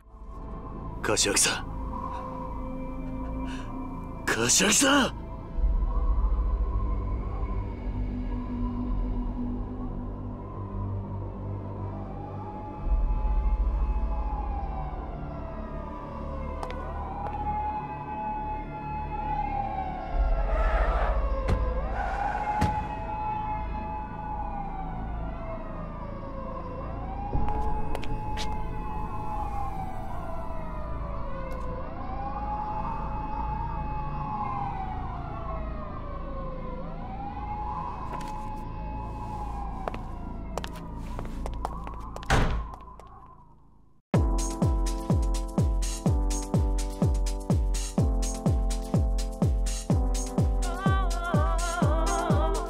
Rest in peace, Kashiwagi. You were a real one. It's in the chat for Kashiwagi. Okay, so I guess first, how do you feel about the story developments about how there's a traitor within the clan who's trying to push the Okinawa deal? I think it's kind of interesting. It's definitely a different take from the first 2 games, but it is definitely interesting. And then I guess the other main thing, how do you feel about Kashiwagi getting killed off? I was surprised about that, but if anyone was going to get killed, it was probably going to be him. Yeah, I feel like with Kashiwagi, I think it's not so much he was a bad character, it's more so just one where, like, you mainly just cared for him because you knew Kiryu did. Yeah. Yeah, that's true. Because, like, you didn't really know that much about Kashiwagi on your own, you only knew him because Kiryu looked up to him. But you are doing the game through Kiryu's eyes. Chapter 6, Gameplan. Can't think of something for this. After the helicopter attack, police are keeping people at a distance whilst escorting those that were inside out of the building. However, one of them then notices Kiryu, whose jacket is covered in blood. I forgot the police even existed, to be honest. Leading Kiryu to immediately book it, running away from the cops all across town until he eventually loses them in the Champion District. As he goes to leave, he ends up running into none other than Date, who jokes that he should have known what was happening must have been a Kazuma Kiryu special, before telling him the two need to talk. Of all the people, it had to be Date. He leads Kiryu through town to a little bar he knows, whilst helping him avoid the police. The bar in question turning out to be Serena, which has since been rebranded as New Serena, with a new barmaid having taken over the place. Oh, nice. Date asks for the usual and says the kid will be here soon, so to make one for him, with him and Kiryu enjoying some drinks, whilst he assures him they'll be safe, as the place has effectively become Date's second home. Kiryu asks him how he knew how to find him, Date telling him he was told by Kazuki, and knowing Kiryu's track record, he knew it wouldn't take long for him to be in another mess. Kiryu's just that predictable. Just then, another man enters the bar, who passes over a folder before complaining that he's taking orders from the new guy despite being a senior editor. Date then showing Kiryu what was in the folder, pictures of the 5 current Tojo clan officers. He then reveals that after leaving the police force, he's taken up a job as a newspaper journalist, explaining that Kiryu's situation ties back to a story he's currently chasing about a link between the Tojo clan and Minister Suzuki's Okinawan resort plan. Of all the things you could become, it was a newspaper journalist. Oh, it's like what I don't want to be at the end of my course. Date then takes the time to catch Kiryu up to speed on the Tojo officers he's unfamiliar with. Kanda was originally just a regular member of the Nishikiyama family who only cared for fighting and women, with Kiryu having never met him before due to Kanda being put in jail for 2 years on sexual assault charges. Oh no. Oh god, great. I'm glad we started with this guy. After being released, he was able to expand his turf in Kamurocho through brute force, thanks to the police backing off from Yakuza affairs after the events of 2006, with this being what ultimately led him to become the family's most recent patriarch, Kanda only being interested in obtaining power, having ambitions to become the next chairman, and being a likely candidate as the person responsible for Kashiwagi's death. I feel like it's very likely to be him, which is why I don't think it is him, because he's just characterized as so horrible. I have a feeling it's just a big red herring. Mine is an incredibly wealthy businessman who made his money from a mix of insider trading and real estate, effectively making him a white-collar Yakuza, with him also being the person providing the Tojo with practically all their funding. A few years back, Mine was just a run-of-the-mill venture capitalist who ended up being convinced to join the Tojo by Kanda, which is where most of his money ends up going to, with Mine eventually swearing an oath with Daigo, his loyalty to the 6th chairman and current standing in the Tojo eventually leading him to try and distance himself from Kanda. Yeah, I can understand why. After the Snake Flower Triad got pushed out of Yokohama's Chinatown following their loss to Kiryu in 2005, Hamazaki ended up being the one to step in and take over the area, though unusually he decided to stay friendly with the Chinese despite taking their home turf, which is made even more suspicious when official records claim that the Hamazaki Hamazaki family consists of only 10 people, begging the question of how he was even able to take over the area, with Date believing that he's been working with the Chinese mafia behind the scenes, likely helping them smuggle illegal goods or launder money for them, with him potentially having interest in the resort deal going through to help them expand into Okinawa. Interesting. Very understaffed, I see. Kiryu then tells Date about how Kashiwagi believed there's a traitor in the clan trying to push the resort deal without Daigo's consent. Date thinking he was right and that the traitor must be one of the 4 other Tojo officers: Hamazaki, Mine, Kanda, or Majima. There's no way that Majima's a traitor. You're already definitively going it's not Majima. It is Majima, I swear to Christ. Kiryu then also tells him the traitor is working with the person who shot Daigo, showing him the sketch of the Kazama lookalike and telling him about how Nakahara was shot, with him wondering about the shooter, the foreigners in the black suits, and the helicopter attack, trying to fathom who they could possibly be up against. Date tells him for now it doesn't really matter, as all they can do is try to figure out who the traitor is, saying he'll try to dig up some info on the shooter, whilst suggesting Kiryu look into Kanda, believing him to be the most likely suspect given what they know, adding there's a rumor Kanda gets his men to bring a girl to his hotel room every night, which should act as an easy enough way to find a trail to him. Why is Kanda such a scumbag? That's why I'm convinced it isn't Kanda, because they're characterizing him so just horribly, and it's like, okay, it's just so egregious, there's no way. As soon as Kiryu steps out of the bar, he gets a phone call from Rikiya, who says he's pissed at Kiryu for leaving without him, before revealing that he's made his own way to Kamurocho to find the guy who shot his boss, mentioning he left Mikio in charge of the orphanage. He apologizes knowing Kiryu left him for his safety, with Kiryu being sorry for leaving him in the dark. To be fair, the least safe place you can go right now is towards the main protagonist with the plot armor. He then tells Kiryu why he called. He has no idea where he is, with him giving Kiryu various vague clues as to where he could be, with Kiryu eventually getting another call from him where he says he spotted some men harassing a woman in a park. And when he gets there, he finds out that the attempted kidnappers are members of the Nishikiyama family. Because of course they are. With him then teaming up with Rikiya to beat the shit out of them.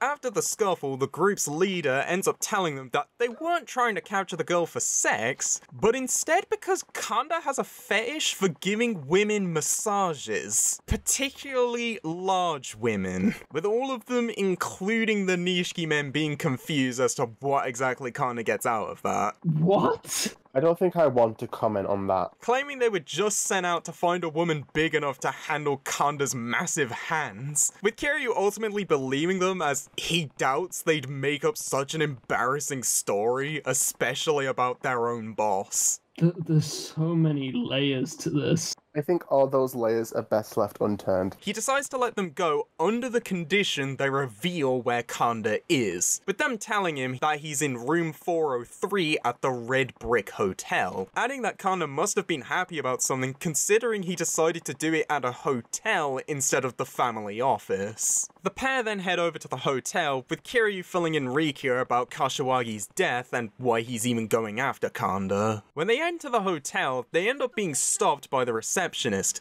telling them that the hotel is for couples only, and she can't have some thugs committing crimes in one of her rooms. Which, I guess is fair, though it does beg the question of how the fuck Kanda got in there. Kiryu and Rikiya are a couple. This then leads Rikiya to improvise a plan to get in. Pretend he and Kiryu are a gay couple and we're interested in booking a room. I fucking called it.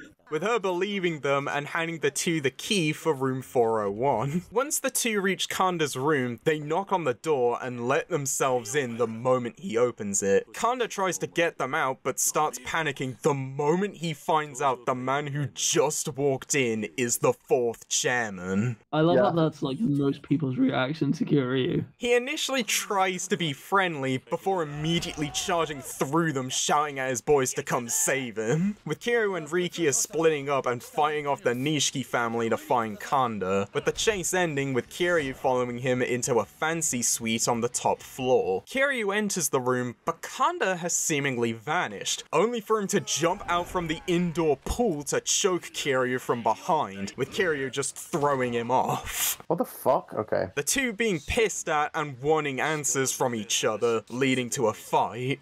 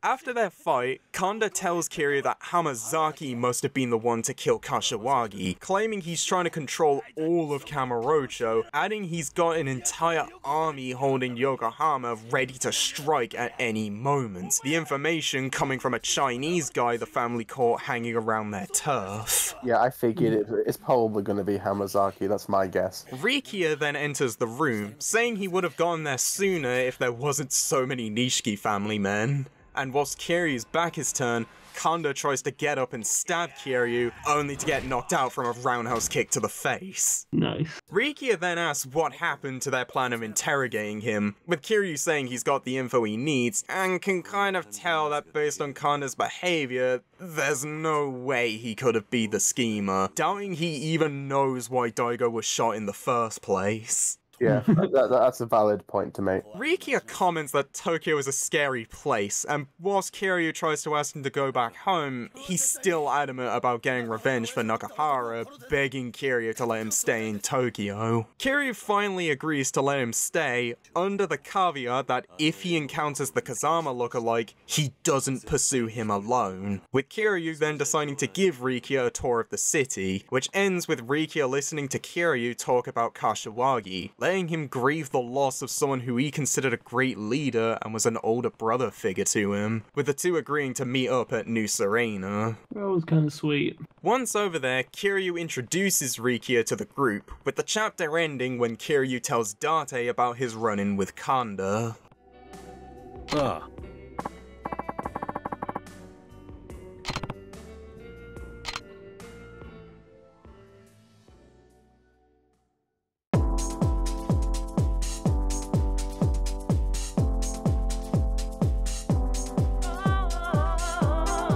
So overall, we've got a better idea of the new characters within the Tojo, like more of their background, and I guess we now also know Riki is in Kamurocho, and also the main villain isn't Kanda. Yeah, I figured that anyway, to be fair. I feel like this one made Kanda, it kind of redeemed him in a sense. Like, don't get me wrong, he's still a bad person, but like, he's not as bad as he was initially made out to be. Yeah, it's basically a case of, I want to say with Shindo in the last game, just for comparison, Shindo was a guy who basically fucked over and sold out the entire clan just because he wanted to fuck this one woman. Kanda's basically just a stupid thug who took advantage of a power vacuum. Yeah, Kanda, I suppose, is being looked under a different light, but it's also a light I never thought it's never one I ever wanted to view a person under, so... Chapter 7, The Mad Dog. Wait. Well, we already know who this chapter's about, don't we? Yeah, this is... Yep. Yeah.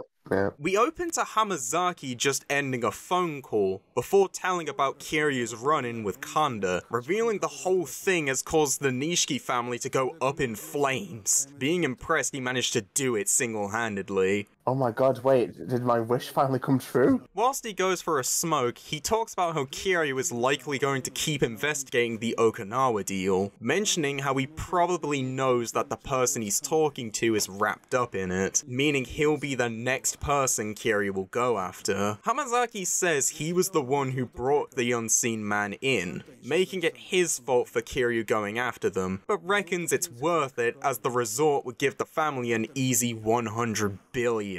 Claiming it just happens to make them a key suspect in Daigo's shooting. Before it's revealed, the man he's talking to is Majima, who just sits there in silence. Oh no. Hamazaki says he wants Kamurocho to himself, so Majima should know what needs to be done, claiming he has the most to lose if Kiryu gets in their way, saying he doesn't care how he does it, but to just do it, or his head will be the one rolling, with Hamazaki then leaving Majima in his continued silence. Oh dear. Oh great, this is looking phenomenal. Back over at New Serena, Riku is sleeping whilst Kiryu stares at the sketch. Date and his journalist friend then enter the bar, handing over Kiryu a newspaper which reports that terms for the military base expansion have been agreed to by the Okinawa Prefectural Assembly, and given that means the base is effectively a done deal, the resort won't be too far behind. They also hand over a picture they received from an anonymous source, which shows a meeting between Minister Suzuki and Majima, Date claiming the Majima family have been brought in to oversee the resort's construction. Oh no. There has to be a penny's gonna drop. There's no way. The two are both surprised about Majima's involvement with the deal, but Kiryu refuses to believe he was the one responsible for Daigo getting shot, bringing up the promise he made to watch over him. Kiryu then claiming that if Majima does turn out to be the traitor, he'll have no choice but to kill him, with him then deciding to head over to Purgatory in order to figure out what side Majima's on. To be fair, he had a construction business, so I'm pretty sure it's not like inconceivable. I'm just trying to come up with anything, but I'm pretty sure it's not. If they're gonna play this hard into it, surely it's not. Kiryu enters the secret door in the public toilets, finding a completely empty construction site, the only thing of notice being a temporary building with a Majima family sign. He enters to find the only things inside are a chair, a table, and a rotary phone with a note saying to dial 007 for assistance. James Bond? I was gonna say that. Kiryu does so, and is treated to a laugh track,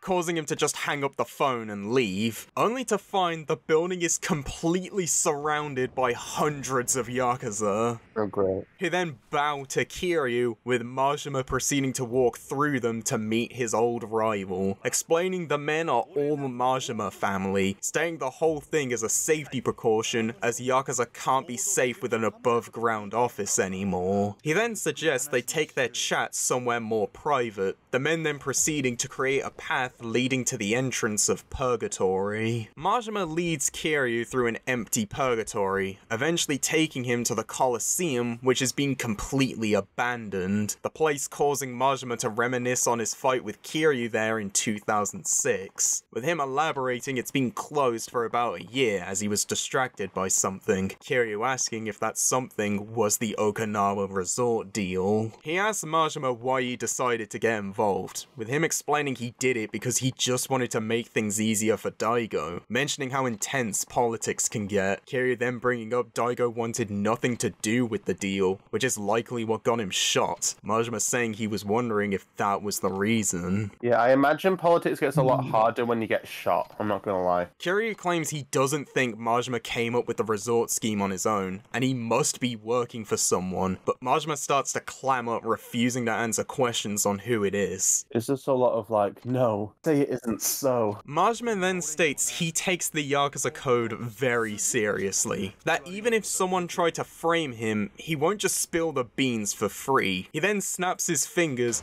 causing the Colosseum's lights to turn on and a crowd to appear, with the cage then descending. Okay, so we're gonna get another classic Kiryu versus Majima fight. Majima then tells Kiryu that if he wants the info, he'll have to beat it out of him. Kiryu simply retorting that's how it always goes with them, leading to another battle between the dragon and the mad dog. 闘技場の絶対王者大島の竜桐生一馬 vs 赤岩の魔王島野の狂犬こと闘技場の帝王真島五郎2年ぶりに帰ってきた怪物2人果たしてこのリングで生き残るのはどちらの怪物か。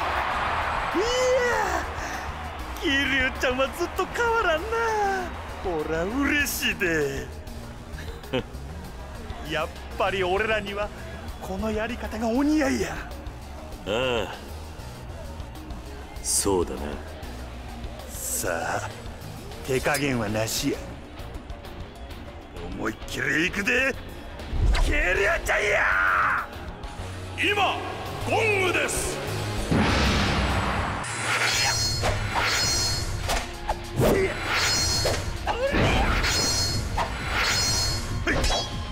よっいやいやそこじゃ。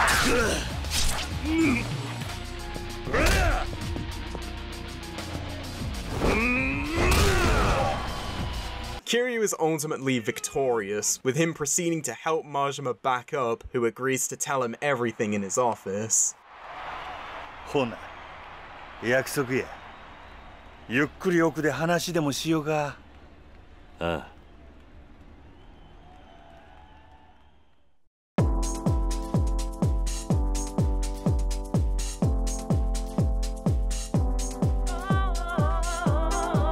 And that's chapter 7, probably one of the shortest chapters in the series. Wow, that is short.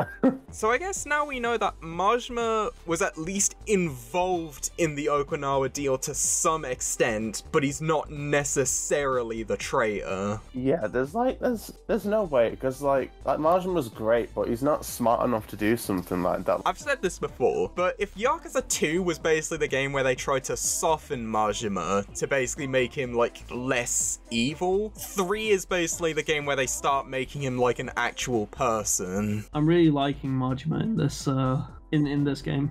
I'm just surprised that they've given him like the brooding look. Like I didn't picture him as that kind of person. Chapter 8, Conspirators. I wonder there's going to be conspirators. Ha ha ha ha ha ha. I took it back. In his office, Majima tells Kiryu that the person who introduced him to Suzuki was Hamazaki, claiming that the guy was trying to get involved in the resort deal the moment he found out that Tojo were helping get the land for it, and that when Daigo walked, Hamazaki decided to just continue gathering the land for it under his nose, which is when he offered Majima the construction contract. I knew it! Yes! Okay. Oh, I got one prediction correct. Majima says he was confused why Hamazaki brought him in initially, but now realizes it was to make him a fall guy, believing that Hamazaki was the one who sent in the picture of him and Suzuki, as the moment that picture hits the news, both Majima and Suzuki would be thrown in prison, leaving Hamazaki with all the land to himself. I feel like this really screams like, you know that bit in the Simpsons movie where someone's like, we meet at last, whoever you are. Oh, yeah.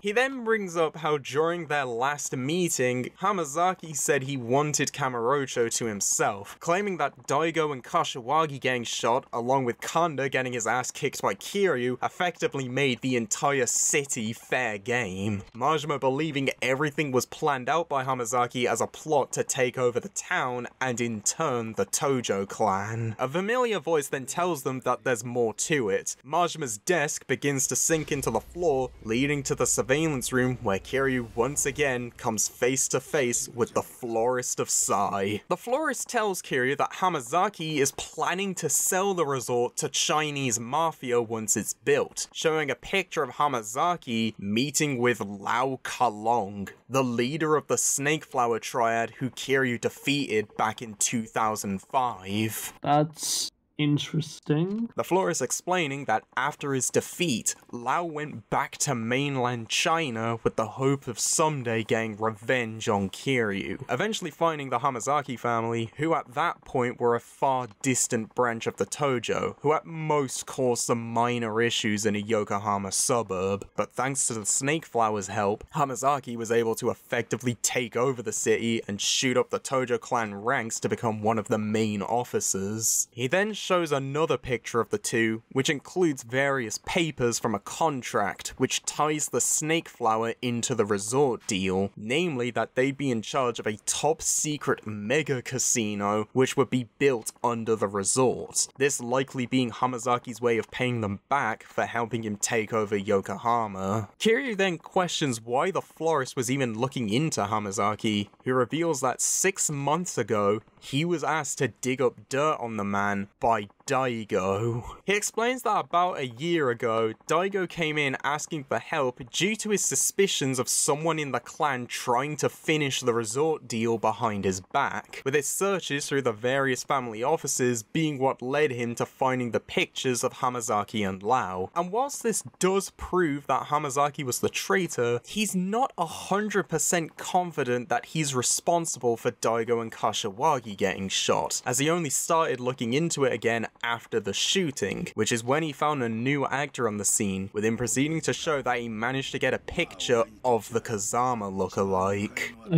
I see.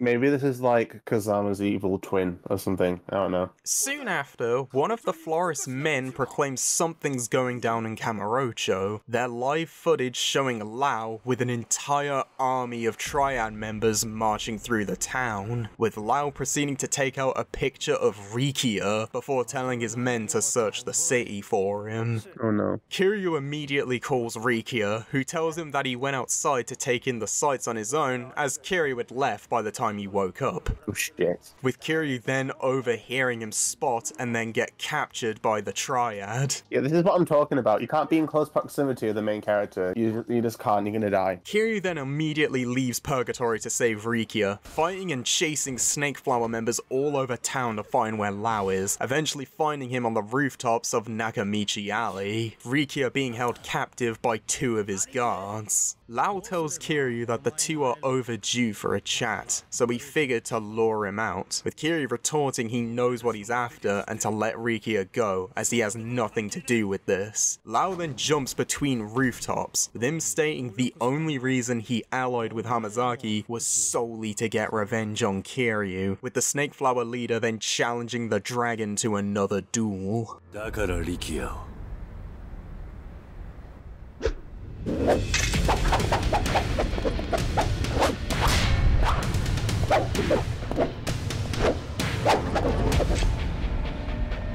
さあ決着をつけよう桐生一馬邪魔だまだよはっはっ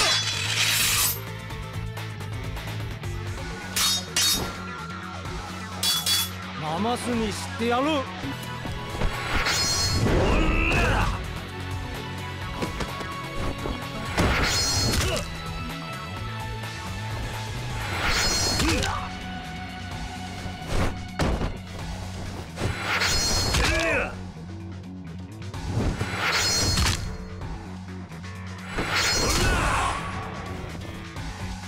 Kiryu is able to defeat him, but when he attempts to reach the roof Rikia is on, Lao grabs his leg, declaring they're not finished yet, before telling Kiryu to watch close as his men behead Rikia. What the fuck? That's actually... I don't know how to respond to that. Just before they kill him, the 2 guards are suddenly shot dead, Kiryu looking over to see who the shooter is, which turns out to be the Kazama lookalike, with him then proceeding to fire his gun one more time, shooting Lao in the head, instantly killing him. Oh, okay, well, it's good to see you, Lao. Last in, first out, you know. The lookalike goes to leave, but stops when Kiryu asks him if he's Shintaro Kazama, and why he shot Daigo and Nakahara.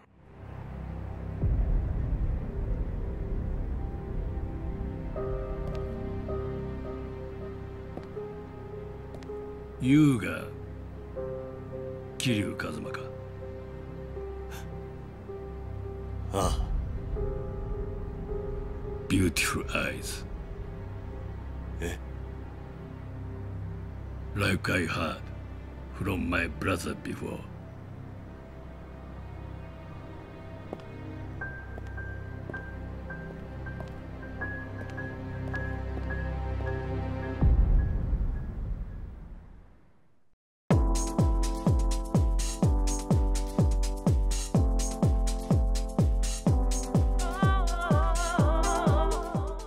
Oh!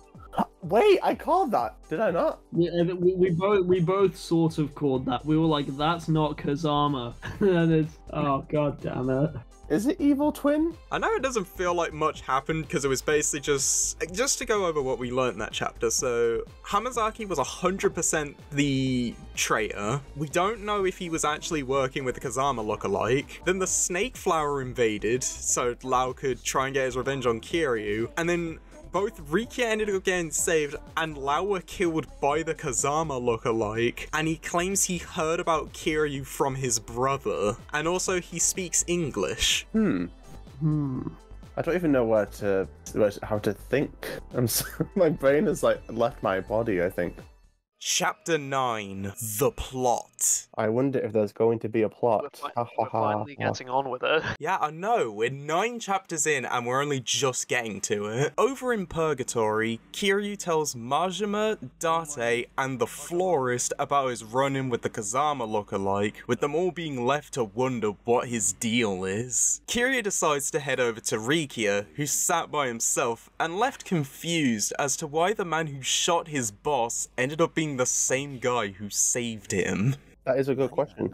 Yeah. Kiryu then tells Rikia to go back home to Okinawa, saying that whilst he still has some loose ends to tie up, there's really no reason for Rikia to still be here, elaborating that at this point they don't know if the Kazama lookalike is a friend or foe, and that right now it's better for him to be safe at home and take care of both Saki and the Morning Glory kids, with Rikia agreeing. Just then, the florist gets a phone call. Mine has arrived to have a word with Kiryu. I am waiting for that at some point for someone in an action serial to just get a dramatic phone call and it's just like a pizza delivery or something. Mine enters with a large briefcase and explains he's here to apologize for all the trouble the Tojo clan has been causing Kiryu recently, with him then presenting the contents of the case to the men, revealing it to contain Kanda's severed head.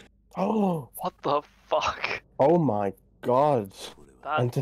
Whoa. That's probably not the worst gift he's ever received as well. We then flash back to the previous night at the Hakuho clan's HQ, Kanda being patched up but still seething with rage over his loss to Kiryu, with him proceeding to smash a glass vase before asking Mine why he's gone stone-face, demanding he say something. Well, he did just smash a vase, so I think we're going to be a bit quiet for a while if someone did that. However, Mine simply tells him to be more respectful in his office. This only pisses off Kanda more, declaring that if Mine wasn't so calm about everything, he wouldn't have lost to Kiryu. Mine reminding him of the meeting where he said he doesn't consider Kiryu an enemy, and that the fight wouldn't have even happened if Kanda didn't go looking out for one. I mean, fair play, but who doesn't seek out chaos and destruction in this universe? Kanda then just gets even more enraged and proceeds to smash up various objects around the room before demanding Mine give him his money and men, proclaiming Kiryu won't survive the night and that he'll become the 7th chairman, offering to make Mine the Tojo clan's captain. I have a sneaking suspicion that that is not going to go the way they expected it to. Mine then just laughs, realizing how stupid Kanda really is, telling him the collection he just destroyed was valued at over 1 billion yen. And whilst Kanda retorts that Mine wipes his ass with that kind of cash, Mine explains that the issue isn't money, but that Kanda can't evaluate the worth of others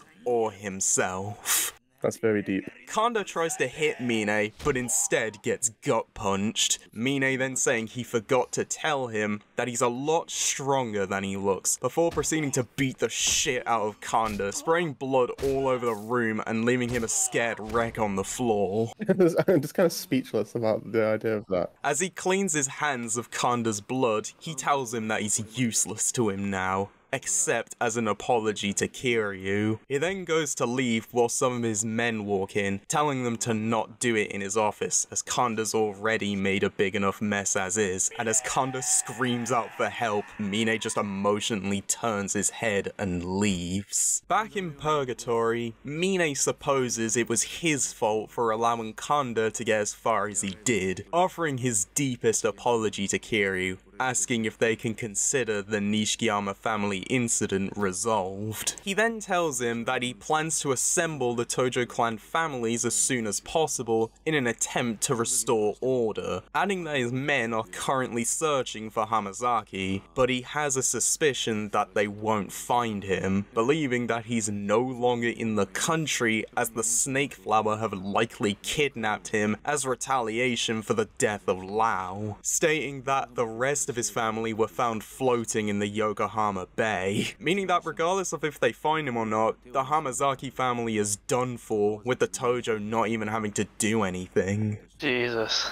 Adding that he plans to reach out to the Snake Flower HQ in China in an attempt to prevent any further bloodshed. Mine then tells Kiryu that due to the clan being on a nice edge, they need him more than ever, asking he take care of himself before going to leave. However, Kiryu stops him by asking him who told him to handle things this way, and if Daigo would have done the same thing in his shoes. Oh yeah, Daigo exists. We haven't seen him since he got shot like ages ago. Mine says he doubts it, saying he did it as Daigo isn't in the condition to be giving orders, saying this was his choice and his alone, with him then proceeding to say some of the blame for everything that's happened is Kiryu's fault, mentioning how Daigo told him everything, including his orphanage in Okinawa, proceeding to call him a coward, claiming he has no regard for the position he holds, and that while he may think he's turning over a new leaf, it's all meaningless and hypocritical. I think blaming any of this on Kiryu is just kind of unrealistic, because all this shit just happens around him. He's just kind of being buffeted around by the tides the entire time. Mine then states that he plans to move forward in the way he sees most fit, and that methods aside, he sees himself as the successor to Daigo's legacy, or in other words, everything he does is done with the aim of helping the Tojo, a motive he's sure Daigo would approve, and that anyone who would stand in his way will be eliminated, even if that person is one of their own, adding that he'll never understand what Daigo could possibly see in a man like Kiryu. So edgy. It's like the Dimitri of Yakuza. Kiryu simply retorts that Mine has lost his way, and someday he'll prove it to him. However, Mine proclaims that he won't, as he has nothing to learn from Kiryu, with him then proceeding to leave the room. It was a very odd one. Majima attempts to cheer Kiryu up by telling him that since Kanda's dead and Hamazaki's gone, his problems are over as there's no one left trying to rub him and Daigo out of the picture. It worked itself out. However, Date proclaims it's not quite over yet, saying that whilst Hamazaki was definitely a traitor and that he's been taken care of by the Snake Flower, there's still the question of the Kazama lookalike, as they still don't know who he's actually working for,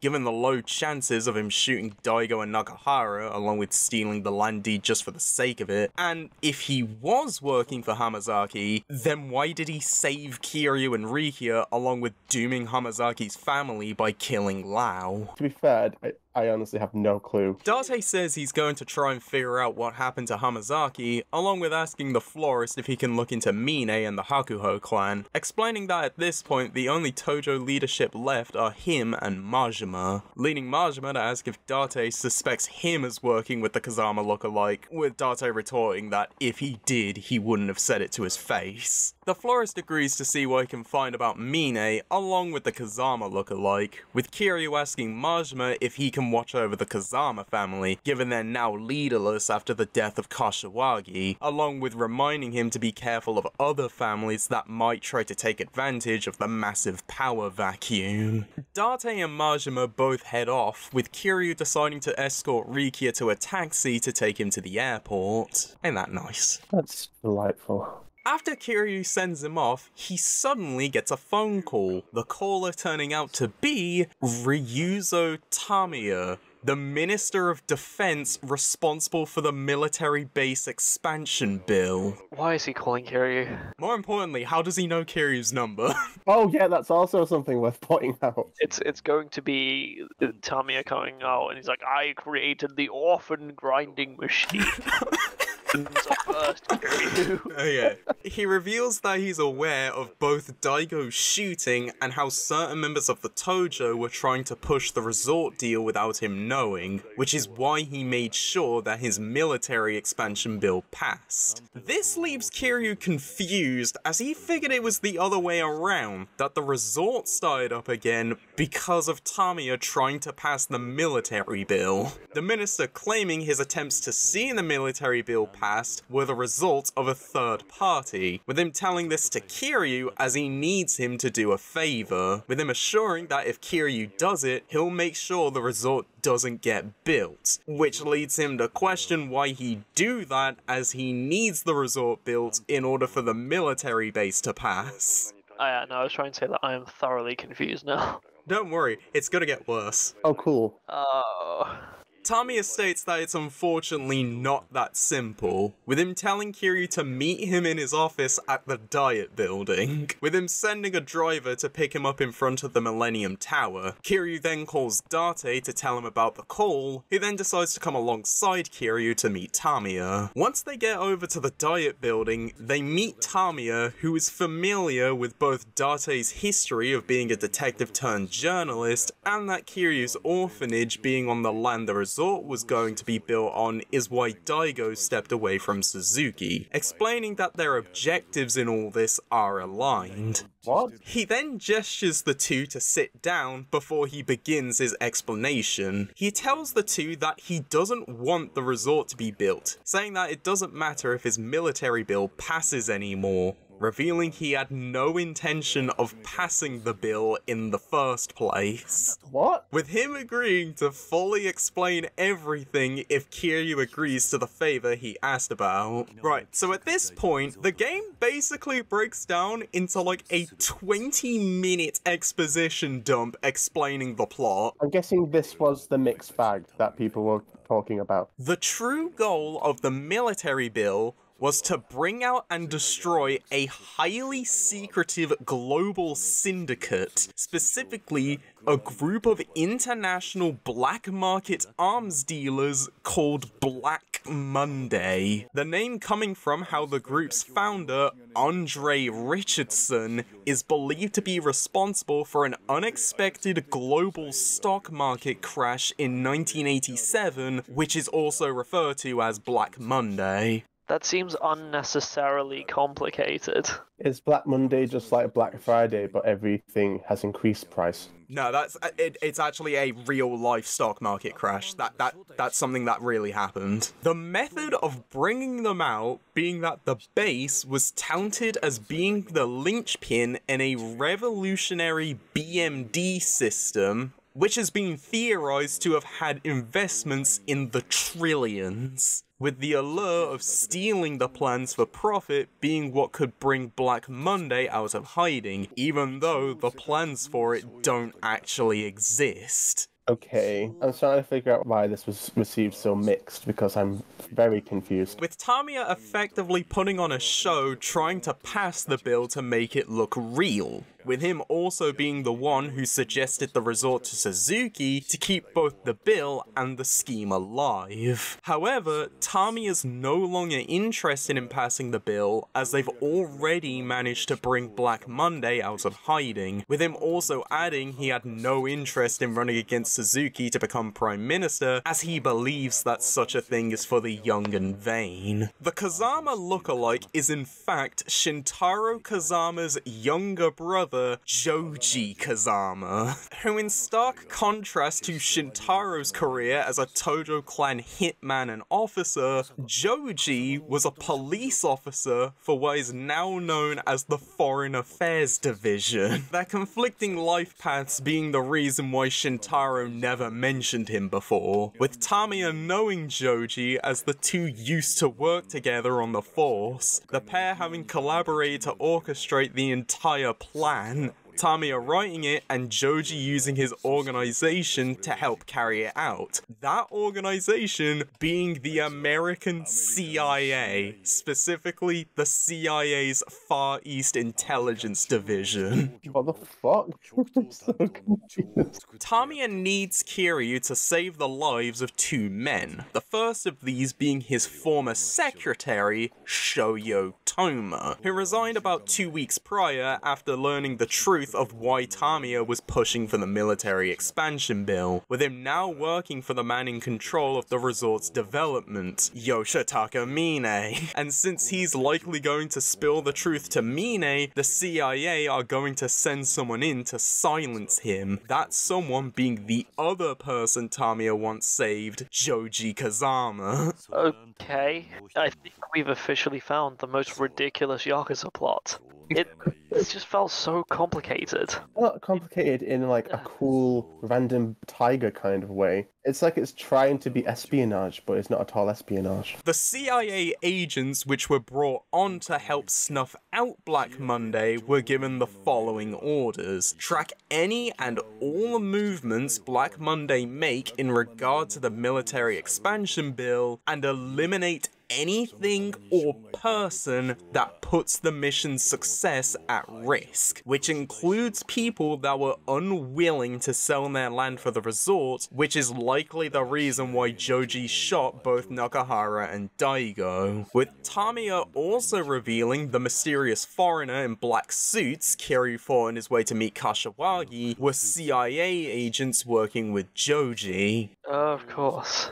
The fight breaking out as Kiryu was trying to stop the resort from happening, with them also being the ones piloting the helicopter that killed Kashiwagi. I see. Now, the reason Joji is so willing to follow the CIA's orders is because it's effectively all he has left, as the reason Joji left the Japanese police was because of him being forced to resign after they discovered his brother, with him being left in the dark until he was approached by the American government, being able to start fresh in a country where skill mattered above all else, with him now being incredibly loyal to the organization which gave him a second chance at life. Ever since the Tamashiro incident 2 years prior, no land has been purchased for the resort, with the shooting of Nakahara instead being part of a need to keep the military expansion bill alive, as word of land acquisition stalling would cause the bill to stall, and in turn lead to Black Monday getting away. Hence, the idea of intimidating Nakahara to give up his deed proved to be the best option at the time, with Kazama attempting to use the Tojo to do it by stealing the deed to effectively force Daigo into joining their side. But because Daigo refused to take the bait, he ended up getting shot. This is when Toma then told Mine about the halted land accrual, likely promising full control of the resort in exchange for his help, with Toma wanting the resort to actually happen as he believes it's what would be the best course of action for helping his home in Okinawa, with him having first met Mine when he arranged the meeting between Daigo and Tamiya when the link between the resort and Yakuza almost went public. Fair enough. That's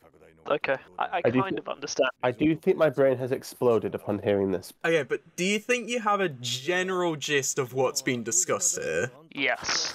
For the sake of this video, yeah. After they discuss everything, Tamiya asks Kiryu to protect Toma, elaborating that the CIA wants him dead as he knows too much, namely Tamiya's connection to the CIA and the military bill being fake, with him wanting Toma saved despite betraying him as he views him as a very promising young politician, and because of that he doesn't want him killed, with Kiryu also believing that Tamiya is someone who wouldn't just abandon one of his men, him agreeing to save Toma in order to stop the resorts and resolve some unfinished business with Joji. Tamiya tells Kiryu that Toma is currently in Okinawa for meetings with the prefectural assembly, commenting that he thought Yakuza like Kiryu only existed in stories, before noticing they have company. The outside of the building is completely surrounded by Suzuki's security, them figuring Toma must have sent them. To be fair, we gave them ample time to do that. And given the building only has one exit, the only option is Kiryu will have to fight his way through them, Tamiya telling him he'll take the responsibility for it. Before he leaves, Kiryu asks him about his lack of interest of becoming Prime Minister, as he figured that's the dream of every politician. Tamiya then turning it around by asking if a foot soldier can become a chairman just by saying they want to, saying those who get to the top are lifted by their actions, whether they will it or not, asking if he's wrong given Kiryu's own rise to the Tojo chairmanship. Fair play. Kiryu and Date then head outside, with him telling Date to sneak out the back whilst he fights the security, explaining that he should be able to get out just fine by showing his business card and proving he's just a journalist, adding that if he doesn't come back to tell Majima everything they just heard. Kiryu, 頼んだぞ。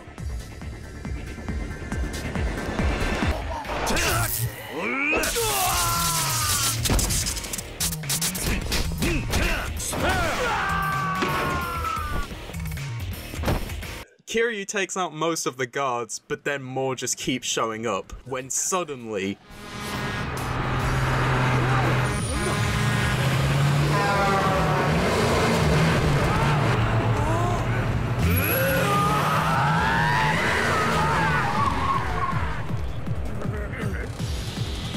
Kiryu-chan! どこや!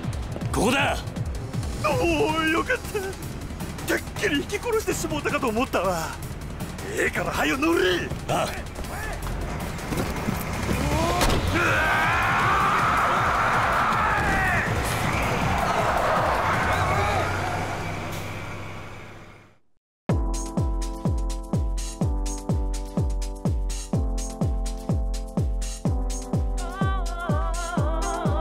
Good lord. So yeah, this was basically the game stopping so that it can explain the plot to you. Just to politely sit the audience down and explain why all this shit is happening. How delightful. I think you mentioned it, but we're starting to get to why Yakuza 3 story is kind of mixed. And it's basically the kind of weirdly convoluted plot where it's like trying to be bigger than the other games, but because they don't really flesh much of it out, or they dump all the explanations for it in one place, it doesn't feel as big as the other ones. And then you just kind of lay it out. I agree with that. Because it's like with Yakuza 2, just for sake of example, they made like a tiny incident with like the massacre of the Jingweon feel like this massive event because how it affected nearly every character in the game. Meanwhile, the conspiracy in Yakuza 3, it's like a bunch of random organizations we didn't know about are suddenly involved. Yeah, and there's also like these organizations, like they've been introduced, but they also don't have much impact. It's like for all we know, like everything that's just been said, half of it could be bullshit. It's also kind of weird because we've had 3 new Tojo officers, and it's like one of them's dead, one of them's been kidnapped by the Chinese mafia, and the other one we still barely know anything about. Yeah, it's like, we know this guy who wanted to like build a military base, although psych, he actually doesn't. He's actually working with the CIA, and it's like, I don't know, it's like really the first course of action to decide to like build a military base you don't want to build. Like, I just, Now, I think it would be unfair if I didn't explain why the plot is this way. Go on. That being, Yakuza 3's development was kind of rushed. Yeah, I can see that. To make a long story short, what happened is that Yakuza dev team basically asked, can we have some extra time just to figure out how to make games on the PlayStation 3? Because even by 2006, which is when Yakuza 2 finished, everyone knew the PS3 was like a nightmare to make games for. So, in order to help familiarize themselves with the system's hardware, they decided to make a non-canon spin-off with the samurai game Like a Dragon Kenzan, which is to this day still Japan only. However, Kenzan ended up taking a lot more time than they thought it would, and Sega was refusing to move the deadline for when Yakuza 3 had to release. So because of that, Yakuza 3 was basically made in like 8 months. Like the entire game from start to finish. That seems unfortunate. And it's believed that because of how fast-paced this development was, the final script that was used was actually the first draft, because they just flat out did not have enough time to do any rewrites. That makes sense. It would explain like the weird pacing where it feels like we drag out certain events where like it feels like barely anything happens for a chapter or two, and then suddenly we're just told all this information at once. Yeah, it's very jarring. I guess with that context, does this make a lot more sense why it's the way it is? Yeah. I can understand it, but it doesn't mean that it's good. Yeah. Essentially. Chapter 10, Unfinished Business. I'll say. Over at the Hakuho Clan HQ, we see Mine staring at a photograph of himself as a child, with us hearing flashbacks of him telling his adoptive father about his good performance in a class test, followed by him trying to play baseball with some other kids, only to be turned away for being poor orphanage trash. Whoa. That's very blunt. With the flashback ending with a scene of Mine next to her adoptive dad, who is terminally ill, telling Mine to make something of himself using his intelligence before passing away. This guy's life has basically been not good, essentially. Mine's reminiscing is then interrupted by his receptionist entering, telling him that she booked his flight to Okinawa and that it leaves in 90 minutes. Mine goes to head out, though the receptionist then mentions she's just worried about how hard he's working and if something might happen to him, Mine assuring her he'll be fine before leaving for his flight. Good for Mine, I think. Over at New Serena, Kiryu, Date, and Majima watch a news report about the fight outside the diet building before asking the barmaid to turn the TV off. Everyone hates repeats. Reruns. Reruns. Date comments how this is likely going to make their trip to Okinawa harder, before Kiryu tells him he plans to head out alone, turning down an offer from Majima to borrow some of his men to deal with anyone who could come after him, reminding them he only even came to Kamurocho for the sake of the orphanage, so this is his fight and his alone, that he can handle the Hakuho and CIA with help from the Ryudo family, that if he needs help in Okinawa, he'll do it with Okinawa natives. Majima accepts Kiryu's thoughts, knowing there's no way to change his mind once it's been made, along with assuring him the Majima family will keep the lights on at Tojo HQ. Once Kiryu's back in Okinawa, he decides to visit the orphanage first to let the kids know he's back home. In addition to the kids who are all happy about Uncle Kaz being back, Kiryu is also greeted by a bandaged up Nakahara, who despite not being fully healed, came down as he feels he kept Kiryu waiting long enough. Kiryu catches the Ryudo family up to speed about what he learned from Tamiya and his deal to save Toma from Joji in exchange for stopping the resort, with him then getting a phone call from Tamiya, who tells him that for the time being, he doesn't need to worry about Toma, as he'll be at the prefectural office all day with his advisors, meaning that for the meantime, he'll be safe from the CIA, adding he'll call Kiryu once the meeting ends, as that's when Toma will become vulnerable. That's somewhat relieving, but I'm also getting a hint of suspicion. With the Ryudo boys then heading off to take Nakahara back to the hospital for some overnight tests. Now, because Kiryu has an entire day to himself before needing to save Toma, we have our final round of orphanage filler. There it is. Oh, joy.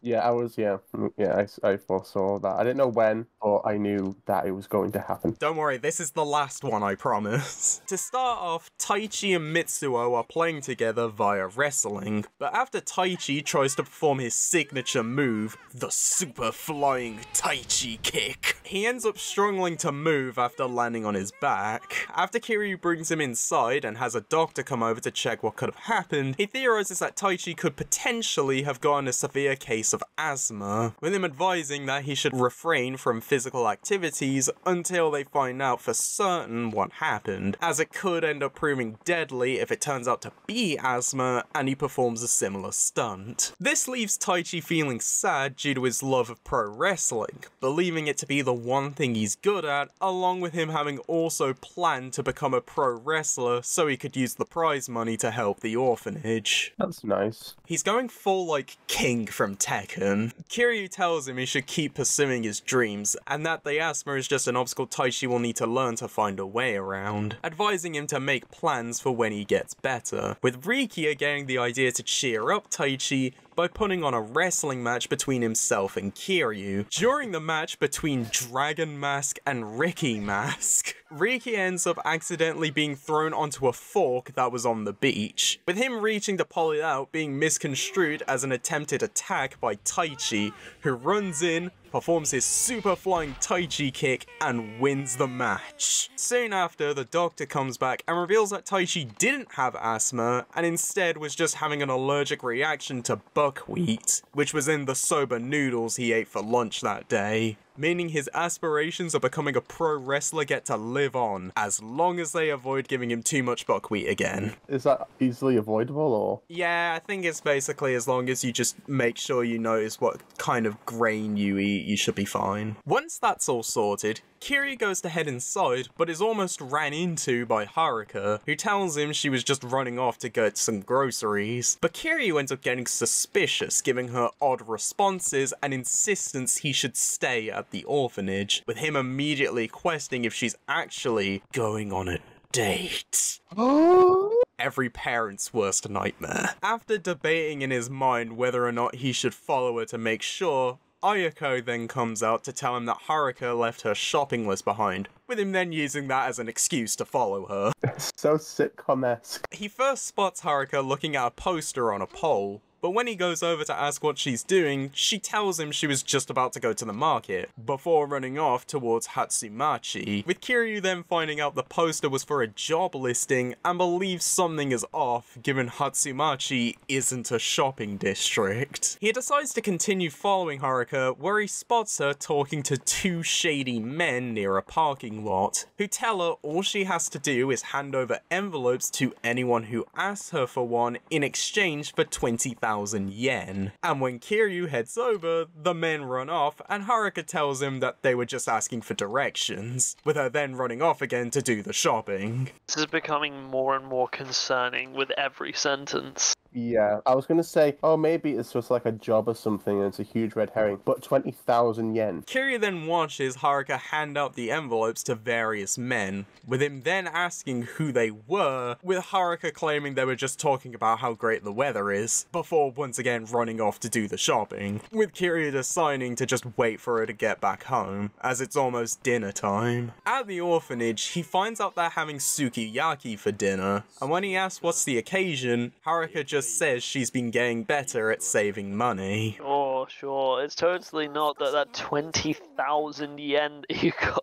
Just then, Mikio arrives at the orphanage, who's here to tell Kiryu about the two shady guys Haruka was with earlier, with him being able to tell from one glance that they were up to something. After dinner, Haruka says there's something she needs to do in town, and whilst Kiryu tells her it's too late for someone her age to be safe outside, she leaves anyway. anyway. Kiryu decides that with all the suspicious behavior, he should probably head out to check what Haruka's doing, finding her by the parking lot with the shady men giving her more envelopes and telling her to avoid cops as they could get in trouble for paying her too much for the work she's doing. I'm raising all the eyebrows. Yeah. All the eyebrows have been raised. Kiryu watches various exchanges Haruka makes before stepping in to catch the men by surprise when they talk with Haruka again, with him finding out the men were using Haruka to help them sell counterfeit credit cards, leading to Kiryu beating the shit out of them for getting a child involved with their petty scam.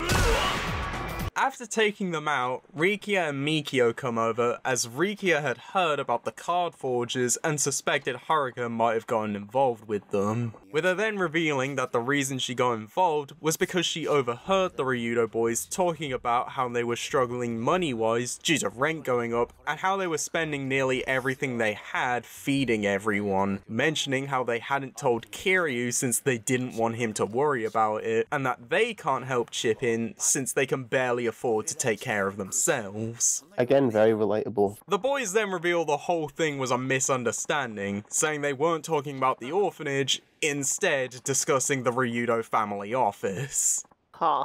With Haruka being relieved and offering them food if they end up getting desperate. That's nice of her. Everyone then goes back home to sleep, with Kiryu checking if the other kids at the orphanage have had their baths, during which he overhears Ayako letting Izumi borrow the last of her allowance to buy Mame a new dog toy, as well as helping Shiro with some grammar homework, with Kiryu mentioning to Haruka he's worried that the other kids take what Ayako does for granted. The next day, Ayako ends up finding out that not only did Izumi end up using the money to buy candy with her friends instead of the dog toy,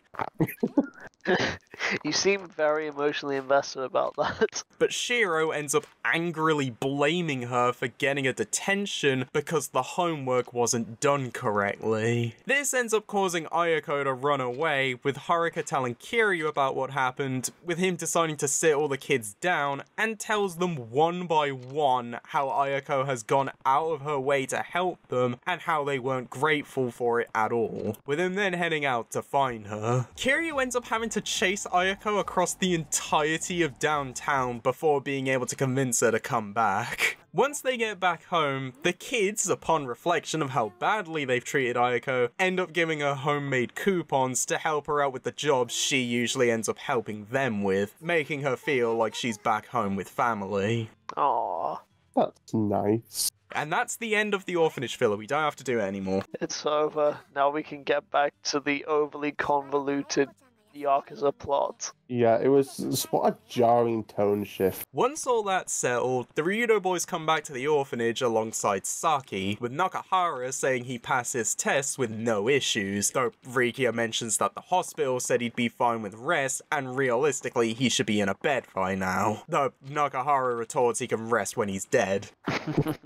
Just then, Kiryu gets his phone call from Tamiya saying the meeting ended, also explaining the reason he doesn't have his informant tell Toma what's happening is to avoid jeopardizing said informant's career as an Okinawan politician, along with the fact Toma doesn't trust him anyway. Fair enough. He tells Kiryu that he'll likely find Toma at a bar in Hatsumachi that specializes in pole dancing. What? Okay, that's oddly specific. With Kiryu telling the Ryudo boys to watch the orphanage while he's out, eventually finding the bar named Canal Grand. Inside, Kiryu spots Toma talking to some hostesses about how he's going to be the savior of Okinawa, before noticing Joji heading up a flight of stairs towards him, with Kiryu running up from the opposite side of the club. Joji pulls out his gun and aims at Toma's head, with the hostesses running off. Kiryu telling Joji how he learned everything from Tamiya, who sent him here to stop him, proclaiming that he doesn't care if the order came from the top of the CIA, that this can't be what Joji wants. Toma tries to run, thinking Tamiya sent the CIA to kill him, with Joji shooting just barely missing. Every time I say Joji, all I can think of is how closely removed it is from JoJo, and I just keep thinking about JoJo's Bizarre Adventure. I keep thinking about Filthy Frank Joji. Kiryu asks if he's really going to kill him, Joji stating that Kiryu of all people should know that when your chairman tells you to do something, you do it. The CIA being his chairman, meaning that if they tell him to kill someone, he'll kill them regardless of who the target is. Before Joji can kill Toma, Kiryu runs in, grapples the gun away from him, and tells Toma to run. Joji asks what he's doing, Kiryu claiming he saved Toma, and now it's his turn, that being the promise he made to Tamiya, Joji commenting that he was always very naive. Kiryu assures Joji that he'll make sure he's not killing anyone else, Joji reminding him that given his orders, that'll mean a fight, with him understanding why his brother took a liking to Kiryu, that he's brighter than he looks. 兄貴と同じ血の通った俺をお前は殴ることができるのかさあな。だが重要なのは血じゃない。俺とおやっさんは絆でつながってる。その絆しっかり見せてもらおうか。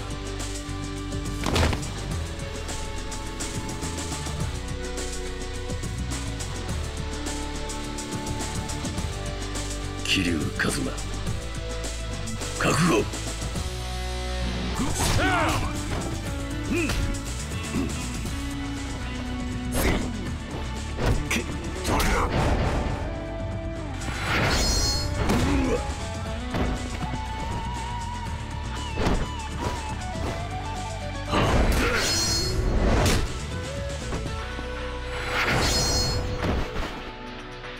やるじゃねえか。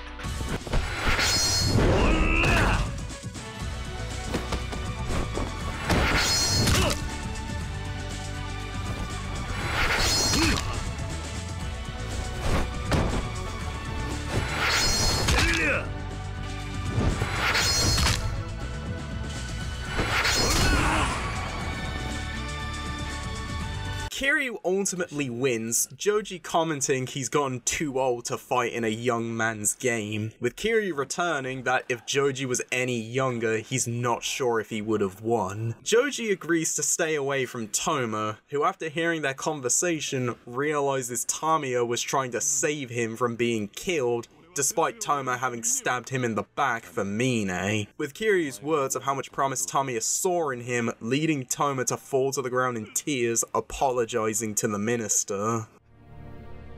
Sensei! Tamiya sensei! すみません。すみませんでした。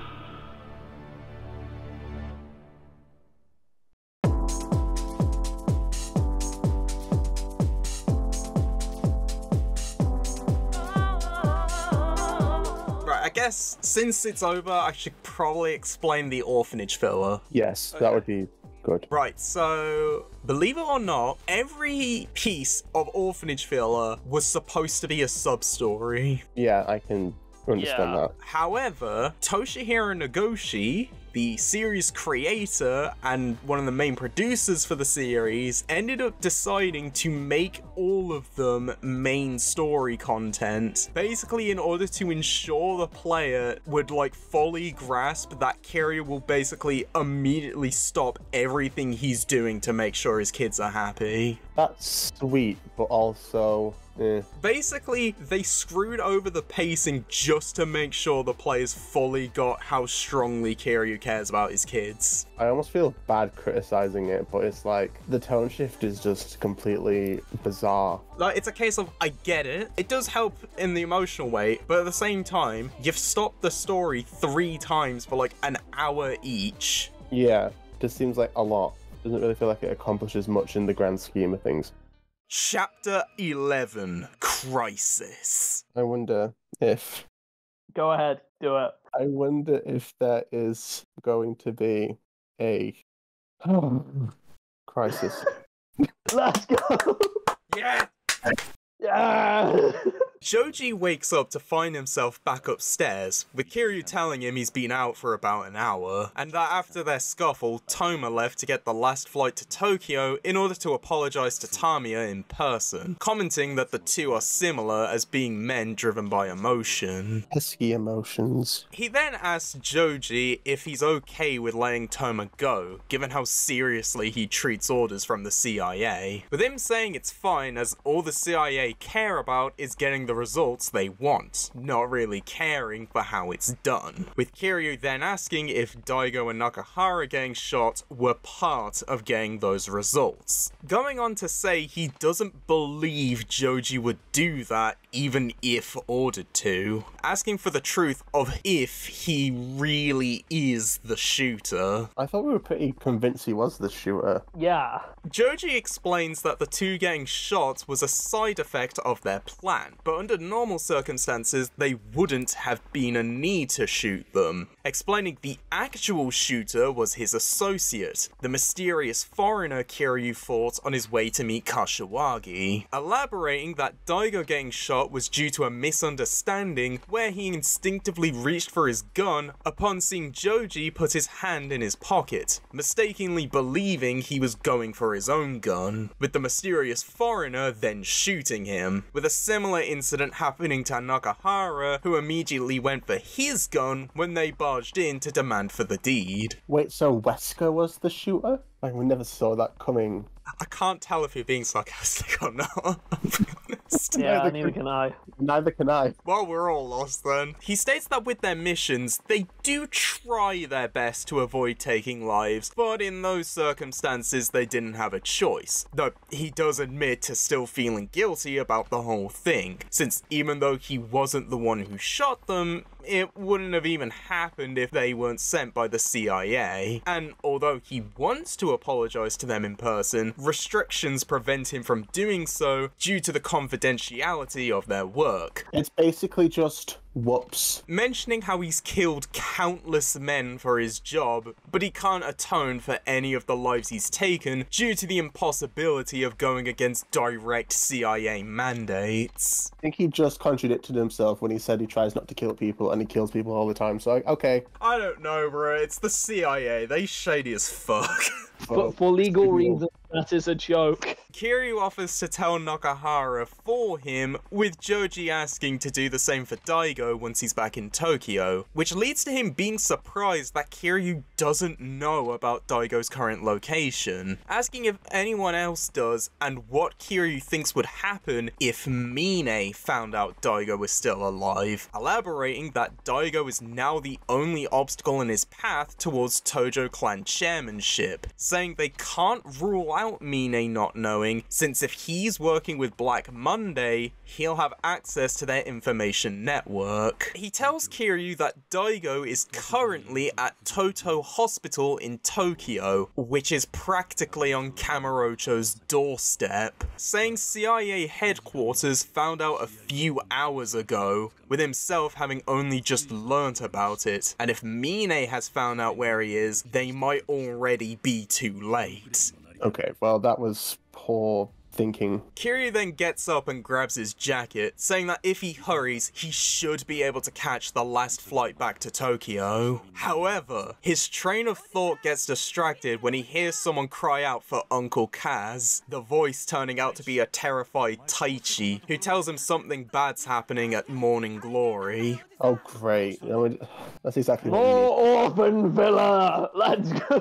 We then see a flashback to earlier in the evening, with the kids playing games with Rikia and Mikio, only for their game to be interrupted by Mine alongside the Tamashiro family. Oh god, don't tell me they're gonna start murdering orphans. Tamashiro immediately shoots Rikia and Mikio in the leg to incapacitate the two, with Mine proceeding to walk towards the kids, only for Haruka to get in his way, with him then telling them that seeing these kids leeching off an adult's generosity makes him sick, that they may be strays, but that doesn't make them deserving of protection.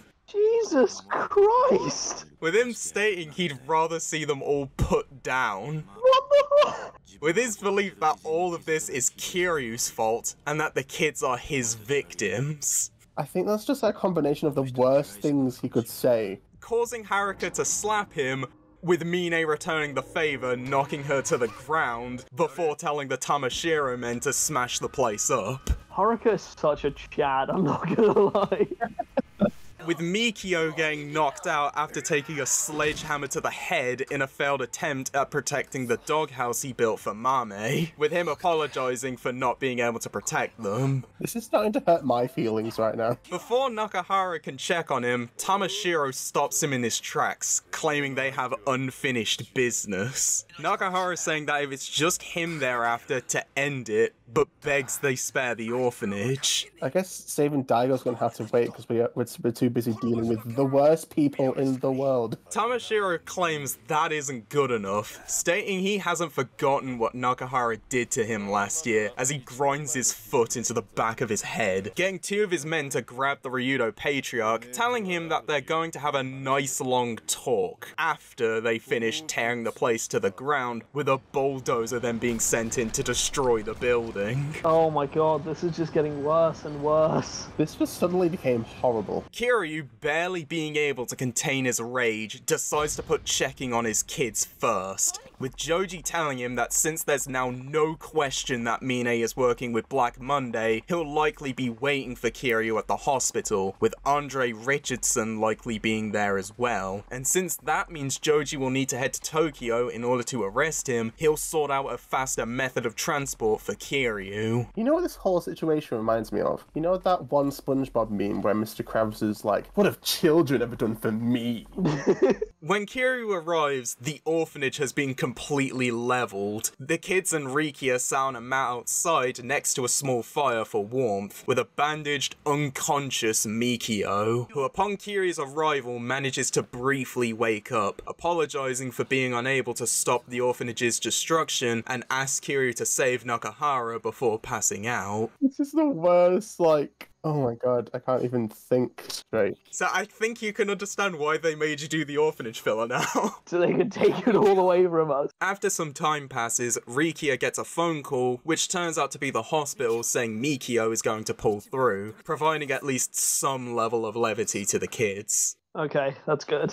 Kiryu decides it's time to head out and save Nakahara, Riki informing him that he'll find them at an old bull ring on the outskirts of town that Tamashiro has been using as a hideout for about a year, with him then telling Kiryu that he's coming with him. However, Kiryu flatly denies, saying he should see a doctor for his gunshot wound, and when Rikia keeps trying, he tells him that if he comes along, he'll die a pointless death. Rikia flares up, proclaiming that his patriarch's been taken, his pride has been broken, and Kiryu wants him to do nothing, saying he needs to go and prove he's a real man. That was the equivalent of just like screaming, crying, throwing up. Kiryu tells him that he gets what he's feeling, but that throwing away his life for no reason won't make him a man, claiming his time will come, and when it does, he can go out guns blazing, but for now, he needs to trust him. Preferably that is what we would want. Once Kiryu gets to the bull ring, he finds it filled with 4 live bulls, with Tamashiro being sat on the opposite end on the seats, saying Kiryu's just the man who he wanted to see, and when asked where Nakahara is, starts walking towards Kiryu, who in turn walks around the ring to stay on the opposite side. Tamashiro tells him to let him enjoy the reunion, claiming that he got goosebumps when Mine told him they'd be meeting again, stating that by now he's long gone on his way back to Tokyo, explaining his job was to wreck the orphanage and keep Kiryu here, and that if he kills him, the Hakuho will make him a billionaire, with him wiping out the Ryudo making Okinawa his and his alone. It feels overcomplicated. You know what I mean? It's like he's speedrunning how to become the worst human being in the entire universe. He decides to start the fun by having his men throw Nakahara into the bull ring, describing the situation as an old bullshitter taking on some bulls. Kiryu tries to run and save him, but Tamashiro yells at him to stop, stating that bulls are incredibly sensitive to the sound of gunfire, threatening to fire his gun and have them tear Nakahara to shreds if Kiryu tries to save him, before sending in his men to take care of Kiryu. The showdown is then interrupted delayed by the arrival of Rikia, who came to the ball ring due to Saki having sneaked away on her own to the place, with him then telling Tamashiro the cops are on their way and in 10 minutes they'll have the place surrounded. Adding a 2-bit thug like him will never be able to compete with the likes of Kiryu and Nakahara. I love that, just the police. The ultimate weapon. The whole situation causing Tamashiro to fire his gun, throwing the bulls into a frenzy. But when one of them starts to charge towards Nakahara, Saki finds it within herself to shout at her dad, which gives him the strength to stand up, grab the bull by the horns, and throw it to the side. Holy shit. With Nakahara then telling Tamashiro he's never felt more alive, turning to Kiryu to tell him he'll be fine and to handle the Tamashiro family. 分かった。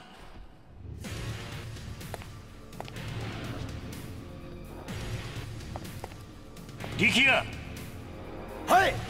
警察が来るまであと何分だ。7、8分です。よし。じゃあそれまでにこいつら全部片付ければいいんだな。はい。時間がねえ。遊びは一切なしだ。さっさと片付けさせてもらうぜ。上等だ。てめえらそいつをぶっ殺せ。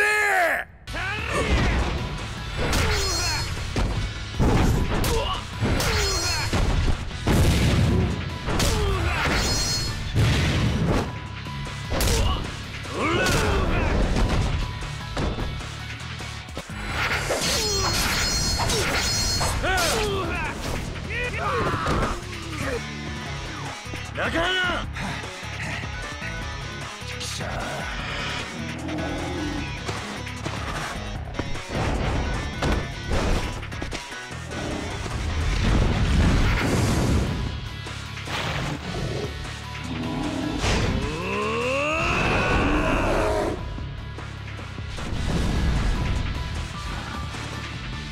キリア。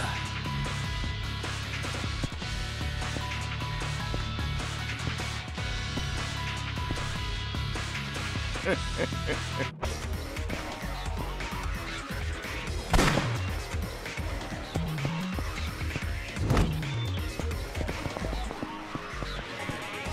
ら、行くぞ！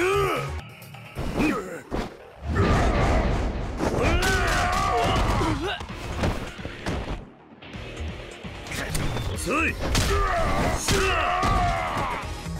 After their battles, the two Yakuza are ultimately victorious, albeit with both of them left winded, with Nakahara comforting Saki and apologizing for making her worry. However, whilst their backs are turned, Tamashiro gets back up and fires his gun at Kiryu, with Rikia running in front of the bullet, taking a wound to the chest. No! Oh, no. Coughing up blood before collapsing to the floor, with Kiryu immediately running over to him. Tamashiro calls Kiryu an amateur for turning his back on an enemy, with him then getting ready to kill Kiryu, only to get shot in the head by Joji, who laments at arriving too late. Kiryu's attention then immediately turns back to Rikia, trying his best to cover up the wound, telling him he'll be fine and that it's just a scratch, pleading he stay with him. As Rikia struggles, he asks if this counts as throwing away his life for nothing, and that maybe him being able to save his anarchy is all he needed, figuring this finally makes him a real man, with Kiryu begging he stop talking like he's going to die. Rikia tells Kiryu he's the best man he's ever known, and asks that he make sure Mine doesn't win. Kiryu promising he won't, just asking that Rikia doesn't leave.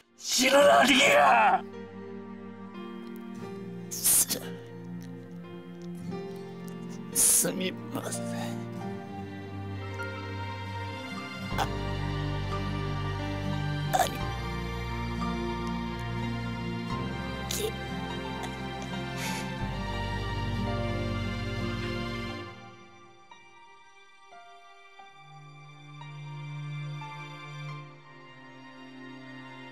力也。おい！力也！おい！お前何勝手に死んでんだよ、おい！俺許さねえぞ！おい！力也！返事をしろ、力也！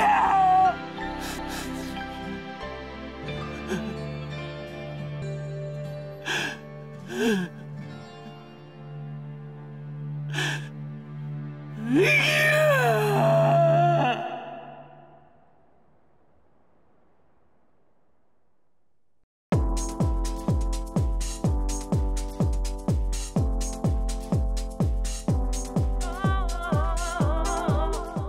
man, rest in peace, Rikia. After listening to this chapter, I just want to like run a shower for myself and just sit there clutching my knees. I feel like that's the only mood that really makes sense. I guess we should probably give our thoughts on Rikia, since he was probably the big new side character for this game. I liked him for the most part at the beginning.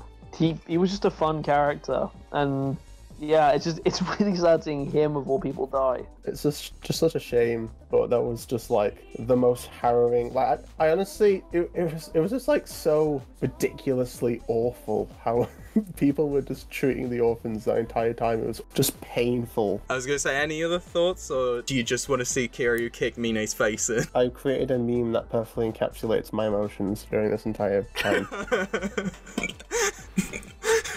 Mine and his bullshit. Like, I feel like Mine and Nishiki are both cartoonish, but Mine is just like so infinitely worse in just a ridiculous way. Nishiki was at the very least fun to make fun of, but I have no joy talking about Mine. He fills me with dread. Yeah. Chapter 12, The End of Ambition. It finally ends Mine's bullshit. I wonder if there will be an end to the Ambition.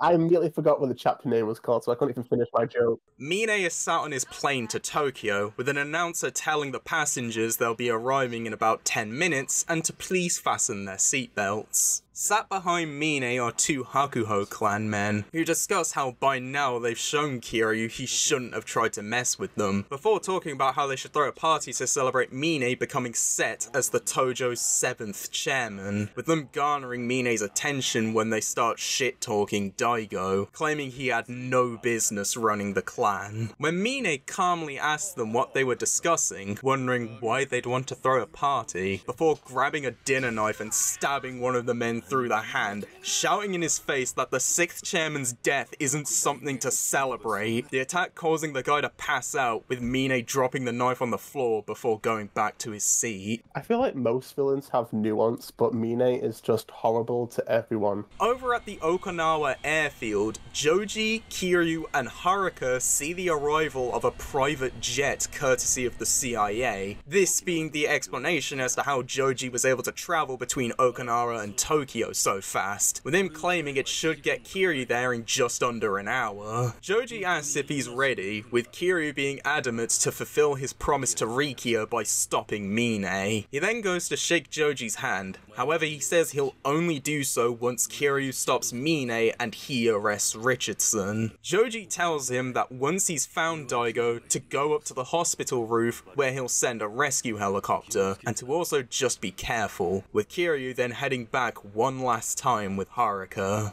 Hell yeah. At Toto Hospital, Mine watches over an unconscious Daigo, with one of his men then entering the room, saying he has a call with Mr. Richardson. Aru. Okay, got it. No. There's no change in the plan. Bye. The call being about how Kiryu has left Okinawa and is heading to them right now, but he says to not respond, as once they arrive, it'll all be over. Once Kiryu and Haruka arrive in Kamurocho, she asks why Kiryu asked her to come along, as he usually makes her stay at home in situations like these, and when Kiryu doesn't answer, she asks if he's going to die fighting Mine, and that he brought her here knowing this could be his last chance to spend time with her. Kiryu tells her he's sorry, that he just wanted to see the town with her one last time, saying it was selfish of him to bring her along, but before he can continue, Haruka just hugs him, and says it's okay and she's happy to be here. Oh. Once Kiryu is done spending his remaining time with Haruka, he drops by New Serena and asks Date to watch her until he comes back. Before Kiryu gets in a cab to head to the hospital, he gets a call from Joji, who tells him that whilst the CIA HQ has sent a message to all the agents in the area to back him up, there's one team who have gone dark and they can't communicate with, warning Kiryu that in a worst case scenario, he will have to fight them if they see him as a threat to capturing Richardson. Oh, well, isn't that another obstacle that we need right now? When Kiryu enters, he finds the building is filled with Hakuho clan members, all of which have the goal of stopping Kiryu, with him having to fight his way through the hospital to reach Daigo's room. そうか。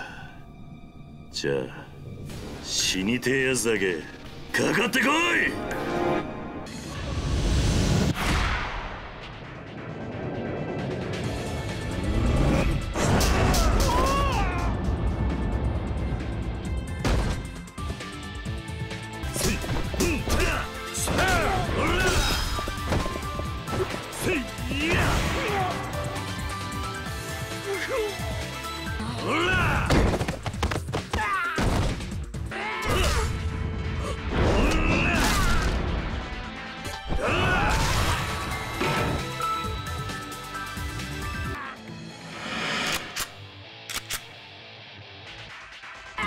遅い。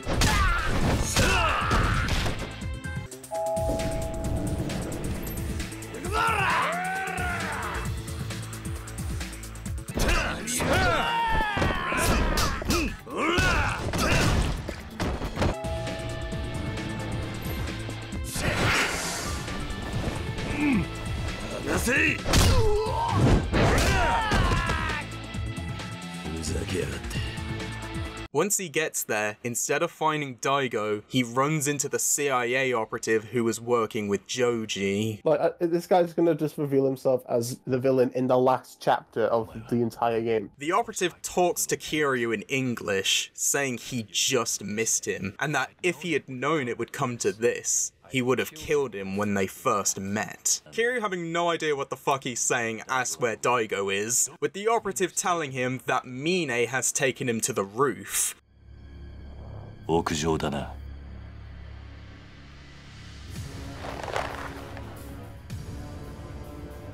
そうか。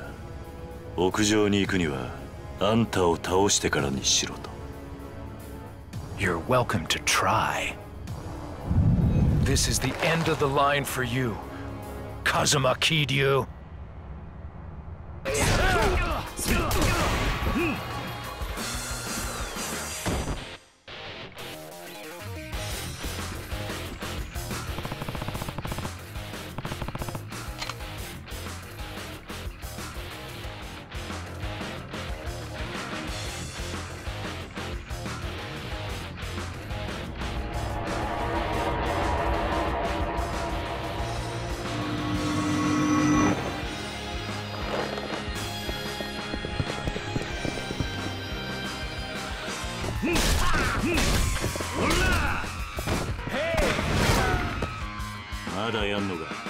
Go to hell. Let's do it. Go to hell.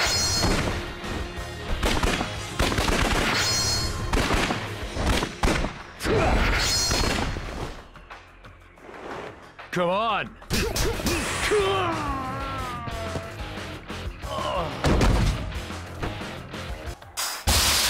Nani?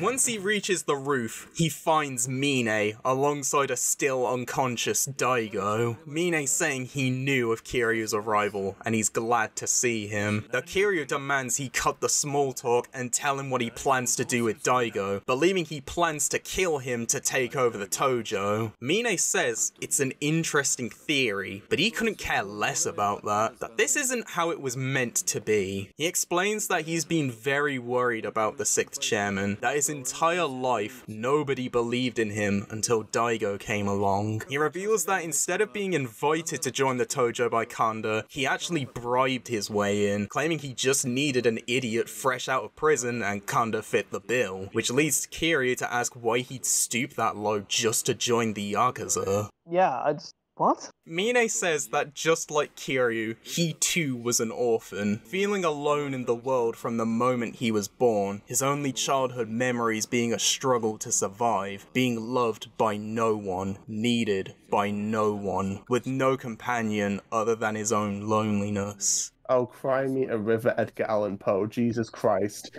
Like, I'm sorry, but I would have compassion if he wasn't just the worst person ever. Yeah. And he literally just attacked an orphanage for no reason. He needed to make something of himself. With becoming successful and making money becoming the only thing he cared about, with him working himself to the bone and making countless sacrifices in order to reach that goal, until he reached a point where he could have whatever he wanted with people who do anything he told them. But when he reached the top, he realized it was all a lie, that humans are naturally selfish liars, that no matter how many claim to be loyal, they'll all abandon ship sooner or later, with living through that making Mine wonder if friendship truly exists, or if it's just an unreachable ideal. Okay, but that still doesn't explain why he's the orphan grinder. At that point, he then learned of a system where bonds between men ruled supreme.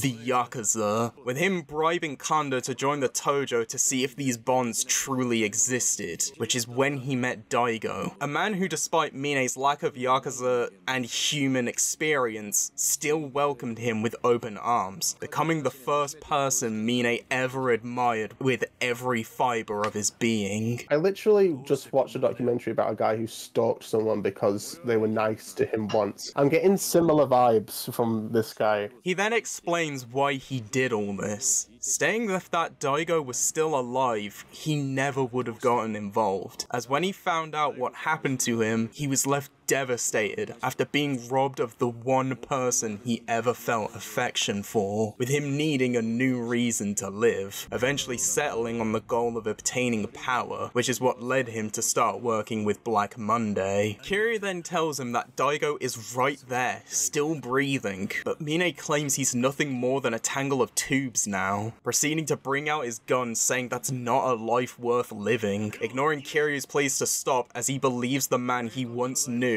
has been long dead, that he can't bear to see him like this anymore. He's not even conscious, and if you take him back to the hospital, maybe he'll be okay. I'm so confused. Kiryu tells Mine that he's got it all wrong, that as long as a person is clinging to life, there's a value in their existence, that Daigo is fighting tooth and nail to hold on, asking why he'd just go and kill him senselessly anyway. Mine claims he knew Kiryu would say something like that, supposing it to be one of the reasons Daigo liked him, but people who stop at nothing to help others make his blood boil, with him firing his gun at Kiryu just missing, demanding to know how Kiryu can be the way he is given his own history as an orphan. Maybe because Kiryu isn't fucking crazy. Continuing to fire shots before stating he only has two things left to do: end Daigo's pathetic wreck of an existence and kill the man he respected, with ownership of the Tojo finally giving his life meaning.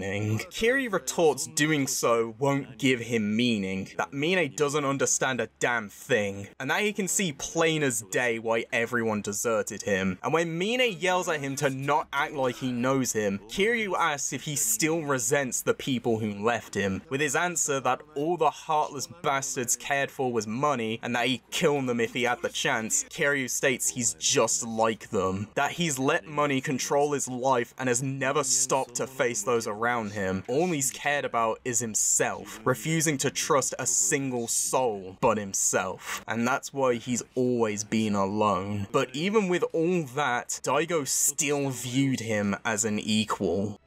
だからお前も大悟のこと。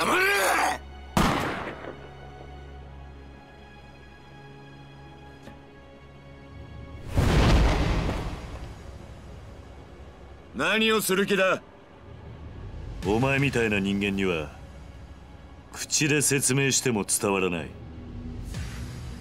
だったら俺が俺なりのやり方でお前に教えてやる。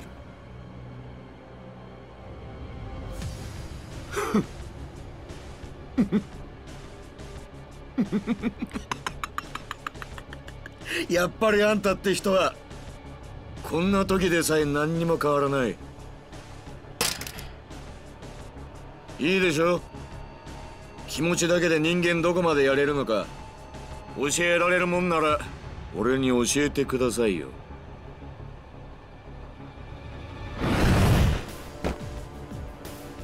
でも言っときますが、いくらあんたでも俺を倒すのは簡単じゃないですよ。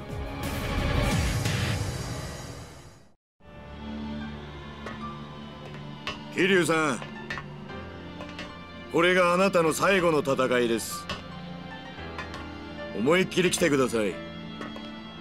言われなくても遠慮はしねえ。とことんやってやるぜ。行くぞ桐生。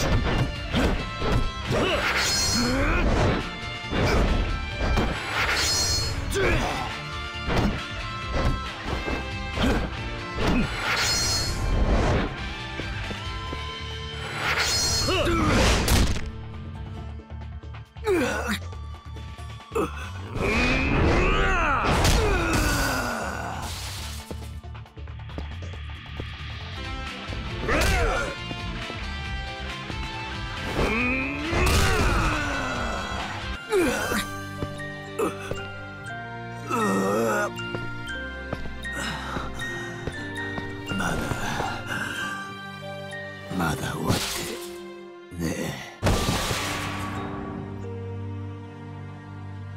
After their fight, both men are bloody, with Kiryu standing as the victor. As Mine absorbs his defeat, he gets a call from his receptionist, asking if he's okay before shifting the conversation to ask for guidance about a potential business deal. Mine's not surprised the call is about money, as it's all he has left. Realizing that all this time he's been vain, never relying on others and only believing in the power of money. As the receptionist continues to ask for his decision, Mine supposes that people yearn to trust others and be trusted in return, asking Kiryu if that's all people really need, with him then hanging up the call. He asks why he feels so at peace, wondering if this is how it feels when your world comes crashing down, with Kiryu telling him that as long as you live, you can always rebuild, and it's never too late to change, offering his hand to help Mine back up. The two are then interrupted by the CIA operatives Kiryu fought earlier. However, Mine reveals that the men have been working in the CIA as a cover, in actuality being Black Monday leadership, with the man who was working with Joji and the one who shot Daigo and Nakahara being Andre Richardson.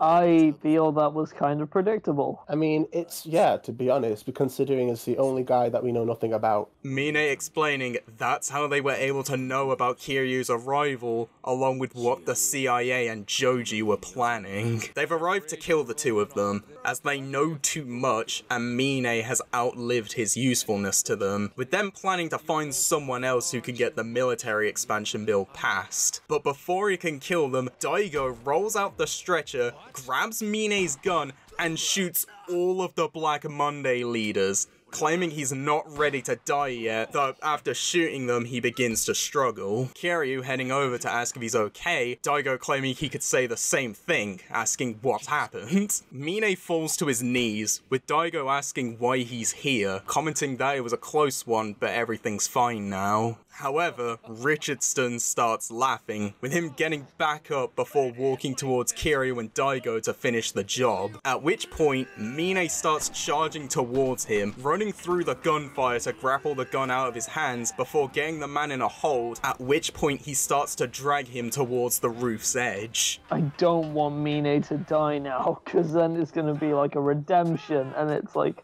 Mine tells the chairman he's sorry, and despite Daigo's insistence to stop, he claims that he doesn't deserve to live. He then tells Kiryu that he might be a sorry excuse for a Yakuza, but he knows how to uphold his code of honor. He says he wishes he could have met Kiryu sooner, with him then hoping that maybe in his next life, he'll have what it takes to earn his respect. No. At which point, he then throws himself and Richardson off of the roof to their deaths. God fucking damn it. Oh, God. Christ. This is a whole roller coaster of emotions. Kiryu and Daigo are left in silence, which is only broken by the sound of Joji's helicopter. Daigo asks Kiryu to tell him the truth, if Mine was the traitor within the Tojo, with Kiryu telling him there's not a chance he'd betray him. Sorry, the fact that they were just in silence, I mean, same. The next day, Kiryu is giving his farewells to Yuya and Kazuki before heading off to meet with Haruka, planning to head back to Okinawa that night. But on his way to meet her, he's stopped by someone who turns out to be a worse for wear Hamazaki, who claims that thanks to Kiryu, he has nothing left, his life being in ruin, but he'd rather hang himself than rot behind bars. Kiryu asks him why he doesn't try redeeming himself, that if he's really ready to die, he's got nothing to lose by living, and as long as he believes in something and has the will to start fresh, he's willing to lend a hand. Hamazaki then starts walking towards him, saying he could buy into it, before stabbing Kiryu in the gut. For fuck's sake. Shouting to not patronize him with that shit, and that nothing matters when you're dead, that once you're gone, nobody's gonna care if you believed in them. Kiryu simply tells him he's wrong, Yuya and Kazuki then running in to grapple Hamazaki to the ground, Kiryu then collapsing with Haruka running over, with him telling her that Mine taught him that even in your final moments, you can still learn to believe in someone. I think Kiryu needs to take a vacation. Well, I mean, technically he was taken away from his vacation. This whole game was Kiryu wants to be on holiday, but the Yakuza won't leave him alone.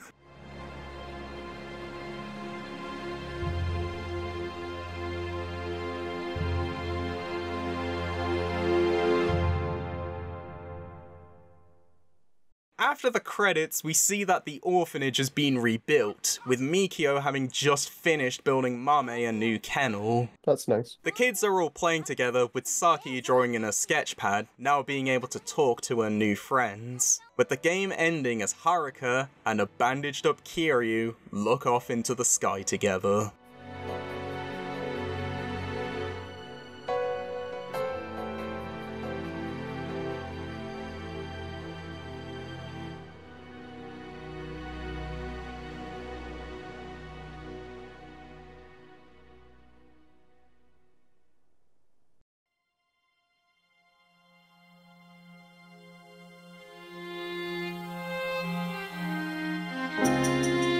You know what?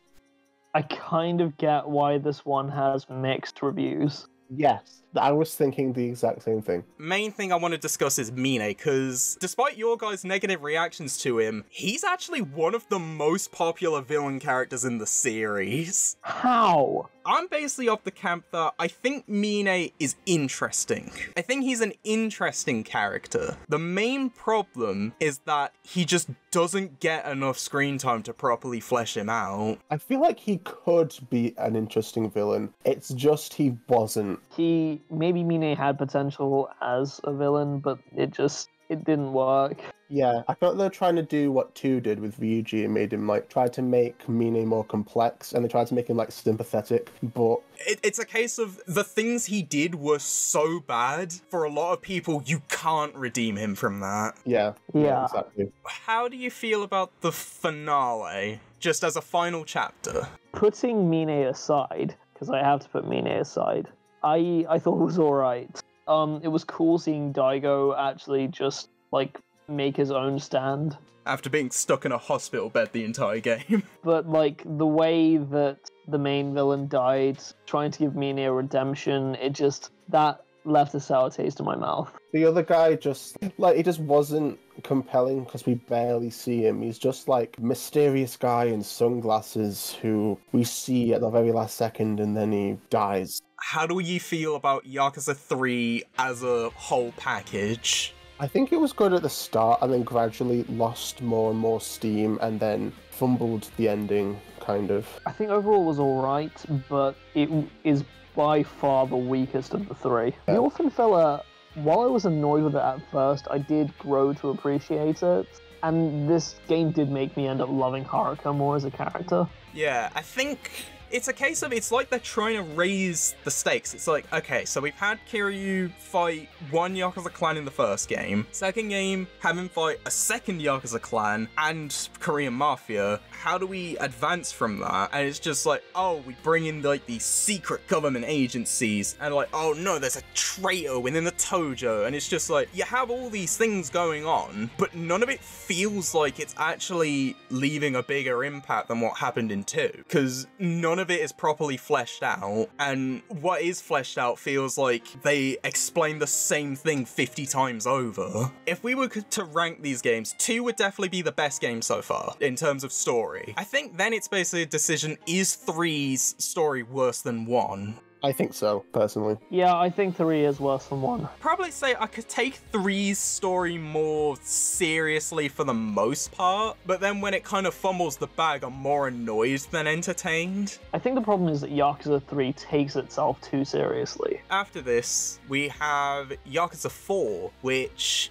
similarly has a mixed reaction, although it's for a very different reason. And on top of that, it's also our first entry to have multiple playable characters. So yeah, would you say you're at least excited to see what they'll do with Yakuza 4? Yeah. I think it's good to see, like, just at the very least have an opinion. For example, Yakuza 1 had its moments of, like, what the fuck? And then it was at least enjoyable, even when it didn't make much sense. I feel like if it's anything like that, then it should be good. And even if it's like Yakuza 3, when it was just absolutely insane, it's at the very least fun to have an opinion on it. So, what should the like all be?